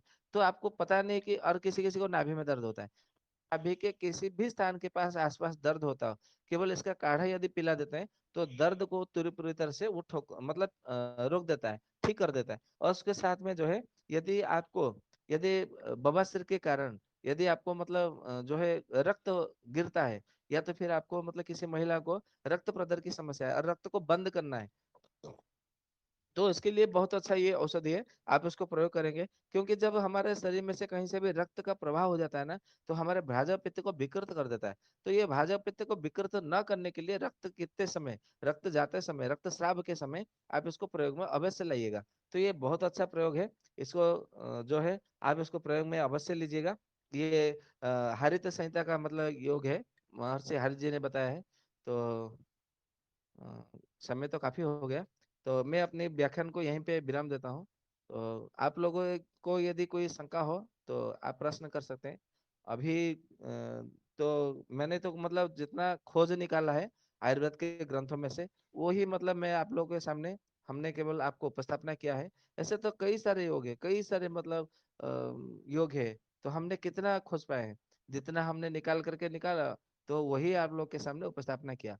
तो जो अभी नहीं निकाल पाए हैं, या तो जो हमारे नजर में दृष्टिगोचर नहीं हुआ, तो हो सकता है कि वो दृष्टिगोचर नहीं हुआ, तो उसका अर्थ ये कि नहीं भ्राजक पित्त के लिए केवल इतनी ही औषधि है। कई सारे और भी औषधि हो सकते हैं, जैसे कि मतलब बटी गुटी भी हो सकते हैं, घी भी हो सकते हैं, चूर्ण कल्प में भी हो सकते हैं, गुगुल कल्प में भी हो सकते हैं, घृत कल्प में, तेल कल्प में भी हो सकते हैं, नस्य कल्प में हो सकते हैं, अंजन कल्प में भी हो सकते हैं, और कल्प में, भस्म कल्प में भी हो सकते हैं। परंतु अभी हमने मतलब जितना खोज के निकाला था अनुसंधान करके, उतना ही योग हमने आपके सामने उपस्थापना की। तो कल देखते हैं, यदि और भी मतलब कोई सारे योग निकालते हैं तो आप लोग के सामने अवश्य बताएंगे। अभी आप लोग को कोई यदि शंका हो मन में तो अवश्य रखिएगा। राम राम सभी को। वैद्य जी राम राम, नमस्ते। जी राम राम, नमस्ते। वैद्य जी, मैं ये कहना चाह रहा हूँ कि जैसे आपने कहा कि हम कितना योगों को खोज पाएंगे। अगर दी किसी आज का सत्र सुनने के बाद अगर दी किसी बंधु बहनों को खोजना पड़े कि ब्राजक पित्त के लिए अन्य शास्त्रों में हम योग खोजे कि ये योग ब्राजक पित्त में काम करेगा, तो अनुमान कैसे लगाएं? कि क्योंकि एक नाम से तो बहुत सारे जो कि औषधियाँ मिलता है अन्य अन्य शास्त्रों में। तो जब हम उस औषधि को पढ़ेंगे, तो हम अनुमान घटक के आधार पे लगाएँ, या जो लेखक है ग्रंथ का, वो लिखा उसका वहाँ पे लिखा रहेगा कि यह योग भ्राजक पित्त में भी काम करता है, ऐसा लिखा रहेगा, या क्या होगा? कैसे अनुमान लगाएँगे कि ये भी योग भ्राजक पित्त में काम आ सकता है? तो कृपया इस पर थोड़ा जी प्रकाश डालें। जी जी, बहुत अच्छा। ये जो भाजपा पित्त के कौन सा औषधि काम करता है, इसका यदि मतलब आपको देखना है, जैसे आपने देखा होगा, हमने कई सारे ऐसे भी औषधि बताए जो कि ज्वर चिकित्सा में बताया गया है। ठीक है। और कुछ औषधि हमने ऐसे भी बताए जो कि पिनस रोग यानी कि नाक के संबंध में भी मतलब कुछ औषधियां हमने बताया है। और कुछ जो रोग जो है स्लीपद रोगाधिकार में भी बताया गया, स्लीपद यानी कि हाथी पांव चिकित्सा में भी मतलब कुछ औषधि बताए हैं, तो वो भी हमने बताया है। और कुछ औषधि देखेंगे बात चिकित्सा में, कुछ औषधि वात रक्त चिकित्सा में, और कुछ रक्त पित्त की चिकित्सा में, और कुछ जो है आपको देखेंगे कि तो उसमें अर्श अर्श अधिकारी में भी मतलब कुछ औषधियां मतलब बताया गया, तो ऐसे हमने बताया। अभी ये सबसे पहले बात ये आती है कि यहाँ पे मतलब जो है भ्राजक पित्त के चिकित्सा के विषय में बात हो रही है, और हम औषधि बता रहे हैं, ज्वर चिकित्सा की बता रहे हैं, रक्त पित्त की बता रहे हैं, बवासीर की चिकित्सा की औषधि बता रहे हैं। तो ये कैसे फिर मतलब हमको पता चले? ये सबसे बड़ा गंभीर विषय है आज के समय में। परंतु ऐसा कोई गंभीर नहीं है, क्योंकि आयुर्वेद का उसमें सूत्र सूत्र है। भ्राजक पित्त इसमें क्या क्या है? 16 रोचन है, जो कि हमने पहले से ही चर्चा का विषय रह चुका है कि इसमें भ्राजक पित्त का क्या 16 रोचन है, क्योंकि भ्राजक पित्त जो है रसोई घर की अग्नि है। ठीक है। तो ठीक उसी तरह यदि तो भ्राजक पित्त में मतलब जो 16 रोचन है, जो 7 धातु है, 7 उपधातु है, वात पित्त कफ है, या तो फिर हमारा 7 कलाएं है, 7 त्वचाएं है, और धातु के मल भी है, उसके साथ में स्नायु है, मांसपेशी है। तो इनमें से मतलब 16 में से यदि 3-4 में भी मतलब उसमें मतलब यदि बताया गया है औषधि में कि आपको ये त्वचा में काम करता है, कलाओं में काम करता है, वात पित्त कफ में काम करता है, या तो फिर स्नायुओं में काम करता है, कंडराओं में काम करता है, मांसपेशियों में काम करता है, और ये धातुओं में काम करता है, उपधातु में काम करता है। तो यदि आपको ऐसे 3-4 यदि मतलब उसमें मिल जाए, तो समझ लीजिएगा कि वो भ्राजक पित्त को ठीक करता है। इसमें कोई संदेह नहीं। ये उसका सूत्र है। अर्थात इसका इसका आशय ये होगा कहने का कि जो 16 रोचन है, 16 रोचनों में से गिनती से अगर दी 3-4 रोचन पर अगर दी वह योग काम करता है, कोई औषधि या कोई सिंगल कोई द्रव भी, तो हम समझ लें कि यह भ्राजक पित्त को काम करेगा। क्या यही आशय है? जी जी बिल्कुल। लेकिन अगर दी कोई एक रोचन पे काम करता हो कोई औषधि या कोई योग, तो उसके आधार पे हम कह सकेंगे कि भ्राजक पित्त को भी ठीक करेगा। हाँ, मतलब थोड़ी मात्रा में तो काम करेगा ही। मतलब उतना मतलब प्रभावी औषधि वो नहीं रहेगा, मतलब जितना अधिक रोचनों पे काम करेगा, तो उतना अधिक प्रभावी होगा कि वो भ्राजक पित्त को ठीक करेगा, ये हुआ। इसका मैं रहस्य बता देता हूँ। भ्राजक पित्त में मतलब क्या क्या होता है? भ्राजक पित्त यानी कि हमारे पूरे शरीर में व्याप्त है। मैं उसको उसके सूत्र को समझने का प्रयास, क्योंकि आयुर्वेद कुछ नहीं है, केवल सूत्रों के आधार पर है। आपने सूत्रों को समझ लिया तो आप जैसा वैद्य संसार में कोई नहीं है। ठीक है। तो भ्राजक पित्त का इसमें मतलब क्या क्या है? तो वात पित्त कफ है मुख्य रूप से। तो आपको ऐसे औषधि का चयन करना है जो कि त्रिदोष सामक हो। जैसे हम लेते हैं तो क्या है, सबसे पहले गिलोय हमारे मुंह पे आता है। तो गिलोय भ्राजक पित्त को पूरी तरह से ठीक करता है, इसमें कोई संदेह नहीं, क्योंकि वो त्रिदोष नाशक है, त्रिदोष शामक है। ठीक है। ठीक उसी तरह आता है एरंड का तेल, तो एरंड का तेल भी आपके भ्राजक पित्त को ठीक करता है, इसमें कोई संदेह नहीं है। भ्राजक पित्त में जो जो लक्षण, जो जो कारण, जो जो प्रभुरूप है, उन सभी लक्षणों के कारण के ऊपर, प्रभुरूप के ऊपर उस एरंड का तेल काम करता है। ठीक उसी तरह 10 मूल, 10 मूल का काढ़ा बना करके पी लीजिए, तो वो भी मतलब काम करता है। ऐसे तो सरल सरल योग भी है, जैसे स्वर्ण का काढ़ा अभी प्रतिदिन पीते हैं। जैसे लवणार्द्रक भक्षण करने के लिए कहा गया है, प्रतिदिन भोजनाग्र सदा पथ्यम लवणार्द्रक भक्षणम, प्रतिदिन भोजन से पहले सबसे पहले अदरक और नमक को मिला करके खाइए। तो ये भी क्या करता है, तो सबसे पहले भ्राजक पित्त को ठीक करता है। और भ्राजक पित्त को ठीक करने के लिए सबसे पहला उपाय ये है, आपका विरेचन होना चाहिए। आप ऐसे द्रव्यों का चयन करिए जो कि विरेचन करता हो। आज हमने मतलब अभी तक जितने भी हमने औषधि उपचार बताए हैं, उसमें ध्यान देंगे तो उसमें कोई ना कोई विरेचक द्रव्य उसमें मिला ही है, क्योंकि आपको उसको सेवन करने बाद में अपान वायु को बाहर निकालना चाहिए। यदि अपान वायु ही बाहर नहीं निकला तो फिर भाजपा पित्त ठीक होगा ही नहीं। तो अपान वायु कहाँ से निकलेगा, तो मल द्वार के रास्ते से निकलेगा। मल द्वार के रास्ते से तब निकलेगा जब आपके विरेचक औषधि होना चाहिए, विरेचन होगा तभी अपान वायु बाहर निकलेगा। ये सबसे, ये भी मतलब एक सूत्र है। दूसरा सूत्र ये है कि यदि आपको भाजपा पित्त को ठीक करना है, तो आपको ऐसे द्रव्य मतलब आपको सेवन करना है जो कि आपका मधुर रस से परिपूर्ण हो, और उसमें क्या हो, तो कषाय रस से परिपूर्ण हो, और उसमें क्या हो, न विष नाशक द्रव्य होना चाहिए। मतलब उसमें कुछ ना कुछ विष नाशक तत्व, या तो विष नाशक लक्षण, या तो विष नाशक गुण धर्म उसमें होना ही चाहिए। तब जाके, क्योंकि आप बोलेंगे फिर ये एरंड का तेल कैसे है, क्योंकि एरंड का तेल विष नाश भी करता है, और उसमें गिलोय जो है, गिलोय भी विष नाश करता है। और जितने सारे मतलब रासनादी है, या तो वाई बिडंग है, अड़ुसा है, नीम का छाल है, पटोल है, पाठा है, सौंठ है, देवदार है, 10 मूल है, हरितकी है, बेहड़ा है, आंवला है, सौंठ है, पिपली है, काली मिर्च है, और अमलतास है, ये सारे के सारे विषनाश को ही मतलब काम करते हैं। चित्रक भी विषनाश की तरह ही काम करता है। तो ऐसे इसके आधार पर आपको ऐसे मतलब जो सूत्र है, वो सारे के सारे सूत्रों के आधार पर जो है आपको द्रव्यों का चयन करना है, और उसका काढ़ा बना करके, या तो चूर्ण बना करके, या तो फिर उसका तेल बना करके, या तो घी बना करके, जैसे आपको लगे, मतलब अपने सुविधा के अनुसार आप उसको करिएगा। और एक मतलब मजे की बात है कि औषधि कैसे बनाना है, औषधि का योग कैसे बनाना है, वो तो हमारा पाचक पित्त का विषय है। और मैं चाहता हूँ कि पाचक पित्त परसों से, गुरुवार से आरंभ करूँ, ऐसा मेरे मन में विचार है। तो इसीलिए ऐसा करते हैं, कल दोपहर में मतलब एक सत्र कर लेते हैं। जी जी। वेद जी, आपकी आवाज बंद हो गई है ना? जी जी, अभी आ रही है आवाज? हाँ हाँ हाँ हाँ। हाँ जी, ठीक है। ठीक है। जी। जी जी। और किसी को हाँ, कोई शंका हो? जिसमें वेद जी और थोड़ा पूछना चाह रहा हूँ। जी पूछिए। जैसा कि आपने अभी कहा कि अगर जो द्रव्य है, जो योग है, जो वात पित्त कफ को अति त्रिदोष शामक है, तो वो भ्राजक पित्त को ठीक करने वाला होगा। तो मतलब है कि वात पित्त कफ तो क्या है, तो एक रोचन हुआ, तो हाँ एक रोचन को ठीक किया तो वो भी तो फिर भ्राजक पित्त को ठीक करने वाला हो ही गया फिर। हाँ, जो मतलब वो भी आंशिक रूप से वो काम करेगा। कैसे काम करेगा मैं बता देता हूँ। लेकिन सबसे यहाँ तो पहले जैसे बात है, गिलोय गिलोय जो आपने कहा, तो ये तो पूरी तरह से अच्छे से ठीक कर रहा है, क्योंकि एक ही उसके आधार पे कि ये त्रिदोष शामक है तो। हाँ बराबर है। हम्म। परंतु आपको अकेले गिलोय ना लेकर के जितने भी और त्रिदोष सामक है, और तीन चार मिला लीजिए, तो कैसा रहेगा? अच्छा, तो अच्छा हो जाएगा, अच्छा इस आधार पे। हाँ जी अच्छा ठीक है। जैसे आपने सौंठ का काढ़ा बताया कि पीने से जी। भ्राजक पित्त भी ठीक करता है, तो अगर गर्म पानी में केवल सौंठ का चूर्ण घोल के पिए तो एक ही काम करेगा, या काढ़ा बनाना ज्यादा उचित है? उसमें काढ़ा बनाने का आशय यह है, उसका तात्पर्य यह है कि जो औषधि का जो गुण होता है, जो शक्ति होती है, काढ़ा बना मतलब जल के अंदर ऐसा एक शक्ति होती है, गुण धर्म होता है जल का, कि उसमें जो भी मिलेगा उसका वो अपने में खींच लेगा।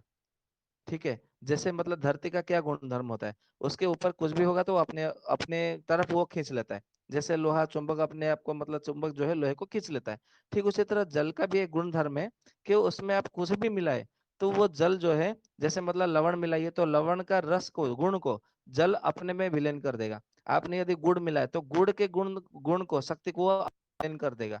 गुड़ जो है वो उसमें से मतलब नगण्य हो जाएगा। तो इसीलिए यदि आपने मतलब सौंठ केवल गर्म पानी में घोल दिया, तो उसमें सौंठ का केवल थोड़े ही कुछ समय को वो ले पाएगा, क्योंकि उसको सौंठ के अंदर, क्योंकि वो थोड़ा भारी द्रव्य है, तो भारी जितना भारी होगा उतने ही मतलब समय लगेगा पानी को उसका गुण को अपने में शक्ति को अपने शक्ति में मतलब परिवर्तन करने में। इसीलिए आयुर्वेद ग्रंथों में ऋषियों ने काढ़ा बना करके, कषाय बना करके, पाचन बना करके सेवन करने के लिए कहा गया, क्योंकि जब काढ़ा बनाएंगे तो उतने समय मतलब जो है जितना समय मिलेगा पानी को उसके सारे गुण को, सारे शक्ति को, सारे रस को अपने में विलीन करने को उसे अवसर मिलेगा। तो जब पूरी तरह से श्वास का सारा शक्ति, सारा गुण जब अपने में विलीन कर देगा, तो फिर उसके बाद में जब आप सौंठ को चबा चबा कर भी खा लेंगे ना, तो भी उसमें उतना आपको कुछ परिणाम नहीं मिलेगा, क्योंकि सौंठ का सारा शक्ति, सारा रस, सारा गुण वो जल में आ गया है। जब आप वो जल पीते हैं तो आप जो है अधिक मात्रा में वो आपको मतलब जो है परिणाम देगा, क्योंकि जल जो है एक प्रकार से रसायन होता है, जल जो है रस कहा जाता है, और जल जो है धातुवर्धक होता है, और जल को अमृत के समान माना जाता है। तो जब अमृत उसमें जब औषधि मिल जाती है तो उसे अमृतोपम शक्ति ऐसा उसमें कहा गया है। ग्रंथ का नाम है चरक संहिता, विमान स्थान में इस प्रकार से उन्होंने बताया गया है। इसीलिए काढ़ा बना करके पीने के लिए कहा जाता है। आप गर्म पानी में घोल करके पियेंगे तो उसमें आपको इतना परिणाम नहीं मिलेगा। हाँ, जी अदरक का रस को यदि आप मतलब काढ़ा उसमें गर्म पानी में घोल करके ले लेंगे तो वो चलेगा। क्यों? क्योंकि आपने अदरक को कूट करके उसका सारा रस निकाल दिया, उसके बाद में अदरक में कुछ है ही नहीं। परंतु सौंठ क्या है, उसको फिर आपको जो है आपको एक लघुत्व में जा करके उसको गरिष्ठत्व आपको मतलब प्रदान किया है। तो सौंठ के अंदर सारा का सारा रस उसमें जमा पड़ा है, क्योंकि आपने उसको संधान करके किया गया है, ठीक है, बाह्य संधान करके। तो उसका अंदर से सारा रस निकालना, सारा गुण निकालना, सारा शक्ति को मतलब अपने में विलीन करना, तो उसके लिए तो समय लगेगा। इसके लिए उसका काढ़ा बना करके पीने के लिए कहा जाता है। जी और सौंठ धन्यवाद। यदि गर्म पानी में यदि पीते हैं तो वो केवल अग्नि के ऊपर काम करेगा, क्योंकि सौंठ का एक अलग नाम ही अग्नि है। अग्नि, बन्ही, शिखा, नागर, इस प्रकार से उसका मतलब नाम है। परंतु जब काढ़ा बना करके पीते हैं ना, तो वो क्या करता है, भ्राजक पित्त को, प्राचक पित्त को, रंजक पित्त को, और उसके साथ में अपान वायु के ऊपर काम करता है, समान वायु के ऊपर काम करता है, और उसके साथ में श्लेषक कफ के ऊपर, क्लेदक कफ के ऊपर काम करता है। कितना सारा काम करता है। केवल गर्म पानी से पियेंगे तो केवल अग्नि को ही बढ़ाएगा। तो हमें बहुत सारा के ऊपर काम करना है, एक थोड़े के ऊपर काम करने से क्या मिलेगा, है ना। जैसे शॉट का काढ़ा आपने बोला, अगर यदि इसके साथ कुछ अन्य द्रव और मिलाना हो कि शॉट और अच्छा हो जाए एक क्वाथ, क्या एक मिला सकते हैं आपके हिसाब से? जितना भी नाम बताए कि ये सब में फ़ायदा करेगा, तो क्या मिलाया जा सकता है शॉट में और? मुलेट ही मिला सकते हैं, क्योंकि मुलेट ही जो है चरक जी के कहने के अनुसार और सुश्रुत जी महर्षि के कहने के अनुसार वो जीवनीय गण से परिपूर्ण है। मतलब जितने सारे विटामिन है वो मुलेट ही में है। जो लोग बोलते हैं कि मुझे विटामिन ए की कमी है, बी की कमी है, सी की कमी है, डी की कमी है, फलाना ढिमका, जो भी विटामिन की कमी है, केवल उसमें आप सौंठ और मुलेट ही, या तो गिलोय और मुलेट ही, ये दोनों का मतलब एक प्रकार से मिलन करके, मतलब एक समागम करके उसका सेवन करना आरंभ कर दीजिए। और 1 महीना या तो 15 दिन सेवन करके फिर से उसका जो है आपका ब्लड टेस्ट या तो जो भी टेस्ट रिपोर्ट है उसको करिए। आपका जो विटामिन का जो कमी का जो मतलब रिपोर्ट था ना, उस रिपोर्ट का तार तार हो जाएगा। इसलिए जीवनी अगर यदि शक्ति है तीनों उसमें। मिला लें तो तीनों मिला लें, शॉट, मेलोडी, गिलोय तो? सोने पे सुहागा। अच्छा। जी, जी। जी। एक छोटी-सी और बात बता दीजिए, जैसे अभी आपने यहाँ पे बताया था, जैसे कि जो अमृत आदि आपने कषाय बताया कि ये वात्रक अध्याय में था, भाव प्रकाश में। तो यह जो है जी। कि आपने कहा कि ये ब्राजक पित्त को भी ठीक करता है।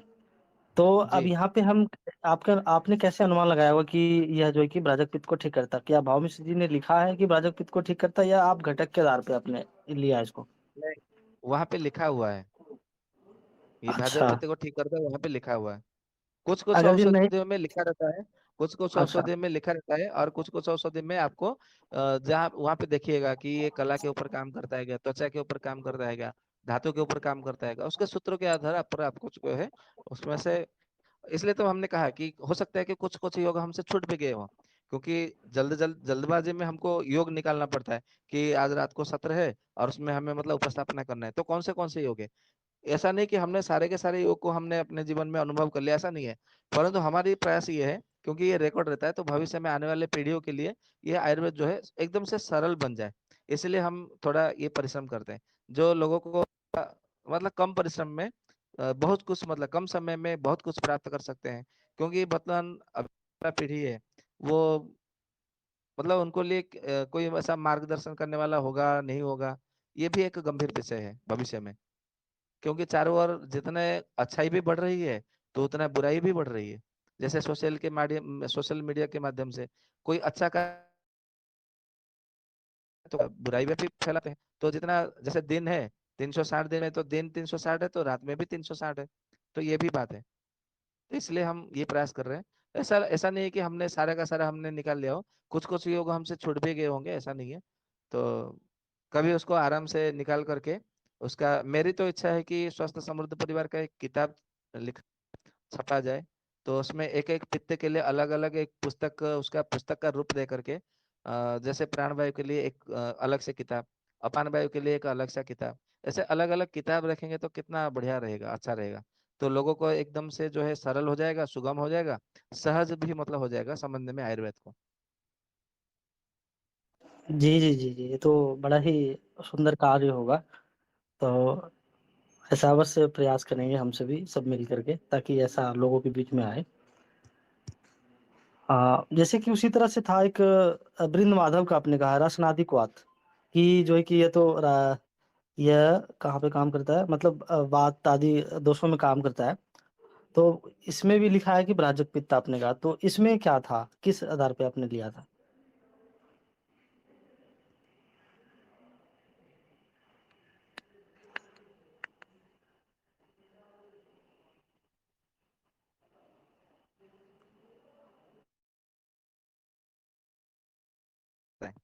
ठीक है।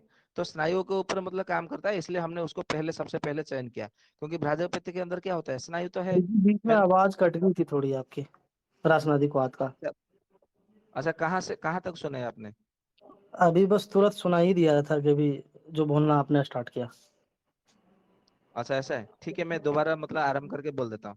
तो जो आपने जो रासनादिक वात के विषय में पूछा, मतलब बताया है बृंद माधव में, जो कि आप उसमें उसमें देखेंगे वात रक्त के चिकित्सा के अंतर्गत बताया गया है। ठीक है। तो वात रक्त के चिकित्सा के अंतर्गत बताया क्या, उसमें केवल 3 ही योग है। एक है उसमें रासना है, सबसे पहला रासना है, इसलिए रासनादिक्वाथ उसका नाम पड़ा। ऐसे तो रासनादिक्वाथ लगभग जो है एक ही प्रकार के हमने मतलब हमको देखने को मिला, केवल रासनादिक्वाथ। परंतु हमने यही रासनादिक्वाथ को क्यों चयन किया, ये भी एक प्रकार से आप लोग के मन में आता होगा कि रासनादिक्वाथ किस प्रकार के है। तो वैद्य जी ने केवल रासनादिक्वाथ ये बृंद माधव का ही क्यों चयन किया? हमने इसीलिए चयन किया क्योंकि इसमें रासना है, और इसमें गिलोय है, और तीसरा अमलतास है, चीज है और कुछ नहीं है।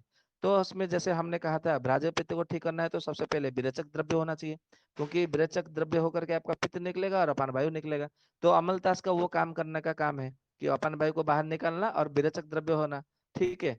तो वो अमलतास इसमें मिला हुआ है। दूसरा इसमें मिला हुआ है गिलोय। गिलोय क्या करता है, तो तीनों दोषों का समन करता है। ठीक है। और तीसरा जो है रासना, तो रासना का क्या काम है, हमारे जो स्नायु है, जो कंडरा है, जो 16 कंडरा है, और जो 210 हमारे जो अस्थि संधि है, और संधियों में मतलब काम करता है। और 360 जो 300 मतलब 60 जो पर्वी अस्त पर्व है, तो उनके ऊपर ये रासना बहुत अच्छा काम करता है। इसलिए हमने उसको भ्राजक पित्त को ठीक करने में उसको सूची में लिया है। ठीक है जी। जी, जी, आवाज आ रही? धन्यवाद। जी, जी, हाँ जी। जी। एक छोटा-सा और था, आपने कहा जो 4 प्रकार का मांस आपने बताया कि आयुर्वेद में कहा गया है। उसमें आपने जी। महामांसी, मूरामांसी, जटामांसी एक और बताया था, याद नहीं आ रहा है।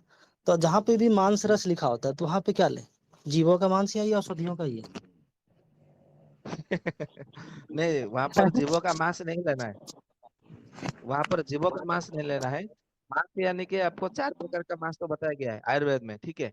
हुँ। और इन चारों मांस को मिला करके जब एक औषधि बनाई जाती है तो उसे मांस रसायन के नाम से जाना जाता है, कहा जाता है। ग्रंथ का नाम है भेषज कुतूहलम। उसमें ये मांस रसायन के विषय में बताया गया है। ठीक है। तो उसमें 4 मांस मतलब है, एक है जटामांसी, महामांसी, मुरामांसी, दीर्घमांसी। ऐसे करके उसमें चारों मांसों को चूर्ण करके आप मिला करके रख दीजिए, बस हो गया मांस रसायन। ठीक है। तो इसमें मतलब जहां जहां आपको मांस मांस बताया गया है, वहां पर आपको जटा मांस पहले लेनी है। क्योंकि महामांसी मुरामांसी यदि उसमें मतलब लिखा हो द्वे मांसी लेना, मतलब मांस द्वे ऐसा लिखा हो, तो उसमें आपको जटा मांसी महामांसी लेना है। यदि मानसी त्रि ऐसा लिखा हो या तो मांस त्रय लिखा है, तो फिर आपको उसमें जटामांसी, महामांसी, मुरामांसी लेना है। यदि उसमें मांस चतुष्टय ऐसा यदि लिखा हो तो जटामांसी, महामांसी, मुरामांसी, दीर्घमांसी, ये चारों को लेना है। परंतु दीर्घमांसी तो हमें आज तक कभी देखने को नहीं मिला, हमारे गुरुजी के समय में भी, आज के समय में भी। तो हमारे गुरुजी ने कहा था वो दुर्लभ है, विलुप्त प्राय से हो गया है। यदि कहीं पे होता होगा तो पता नहीं वो कैसा दिखता होगा, उसका आकार कैसा है, क्या लक्षण है, क्या चिन्ह है, उसके क्या पहचान है, उसे तो हम नहीं जान सकते क्योंकि हमने आज तक कभी देखा नहीं। परंतु आयुर्वेद के ग्रंथों में ऐसे 4 प्रकार के मांसियों के विषय में बताया गया है। मतलब कि जहाँ पे भी मांस रस लिखा है वैद्य जी, वहाँ पे जीवों का मांस नहीं है, मतलब ये औषधियों का ऐसा कुछ है आपकी क्या, यही आवाज थोड़ा मतलब? कट रही है, क्या भैया? मैं बोल रहा हूँ जहाँ पे भी मांस रस, वहाँ पे मांस रस मतलब जीवों का मांस नहीं है वहाँ, मतलब कि ये जो औषधियाँ 4 प्रकार का है, इसका मतलब है कि ये औषधियों को लेना है। हाँ, यदि आपको मतलब वहां पे किसी जीवों का नाम यदि लिखा हो तो बात अलग है। यदि जीवों का नाम अच्छा। नहीं लिखा हो तो वहां पे केवल मांस लिखा है तो आपको वहां पे जड़ी बूटी लेनी है, किसी जीवों का मांस नहीं लेना। जी, धन्यवाद, जी आभार। जी, स्वागतम। वैद्य जी राम राम। जी राम राम भैया। मतलब वो रह गए हैं अभी 16 श्रृंगार का वर्णन करना। हाँ, 16 श्रृंगार वो तो अंतिम सत्र में हम बताएंगे ना, हमने तो ये वचन दिया था कि जो सबसे अंतिम भाजप पित्त का सत्र होगा उसमें 16 श्रृंगार के विषय में बताएंगे।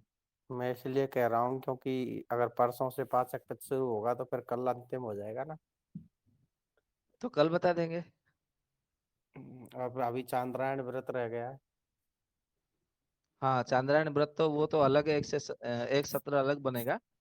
तो ठीक है, ये भ्राजपित्त जब समापन हो जाएगा उसके बाद में चांद्रायण व्रत के विषय में एक सत्र होगा, उसके तदुपरांत जो है पाचक पित्त आरंभ कर देंगे। और ठीक है वैद्य भैया। जी 15 प्रश्न भी हैं हमारे, मैंने पहले तैयार कर रखा था, भ्राजक से संबंधित है, गत कक्षाओं के। तो समय मिलेगा तो थोड़ा अच्छा, इस पे भी समय दे दीजिएगा। तो ऐसा करेंगे, उसके लिए किसी दिन दोपहर को समय ले लेंगे। आपके जी जो जी। भी प्रश्न है उसके लिए दोपहर का अलग से विशेष सत्र ले लेंगे, प्रश्नोत्तरी सत्र करके। तो जी जितने जी। सारे प्रश्न हैं या तो अन्य किसी सदस्यों का, बंधुओं का, भाई बंधुओं का प्रश्न है, सब उसमें एक सत्र कर लेंगे, भले वो 2 होरा लगे, 1 पहर लगे, उसमें ले लेंगे। जी ठीक। जी। और किसी भाई बंधु का, बहन का प्रश्न हो, शंका हो, उपस्थापना कर सकते हैं।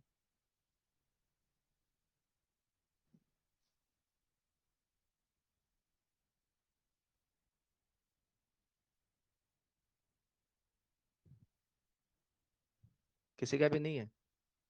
ठीक है फिर। तो दीपक भैया कृपया शांति पाठ की तरफ बढ़ते हैं।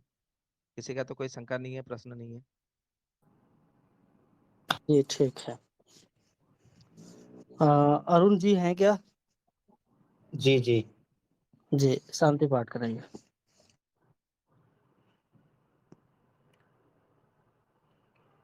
ओम।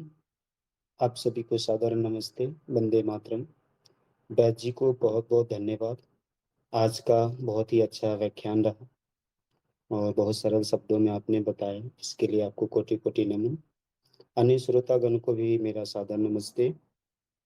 आइए हम शांति पाठ करते हैं।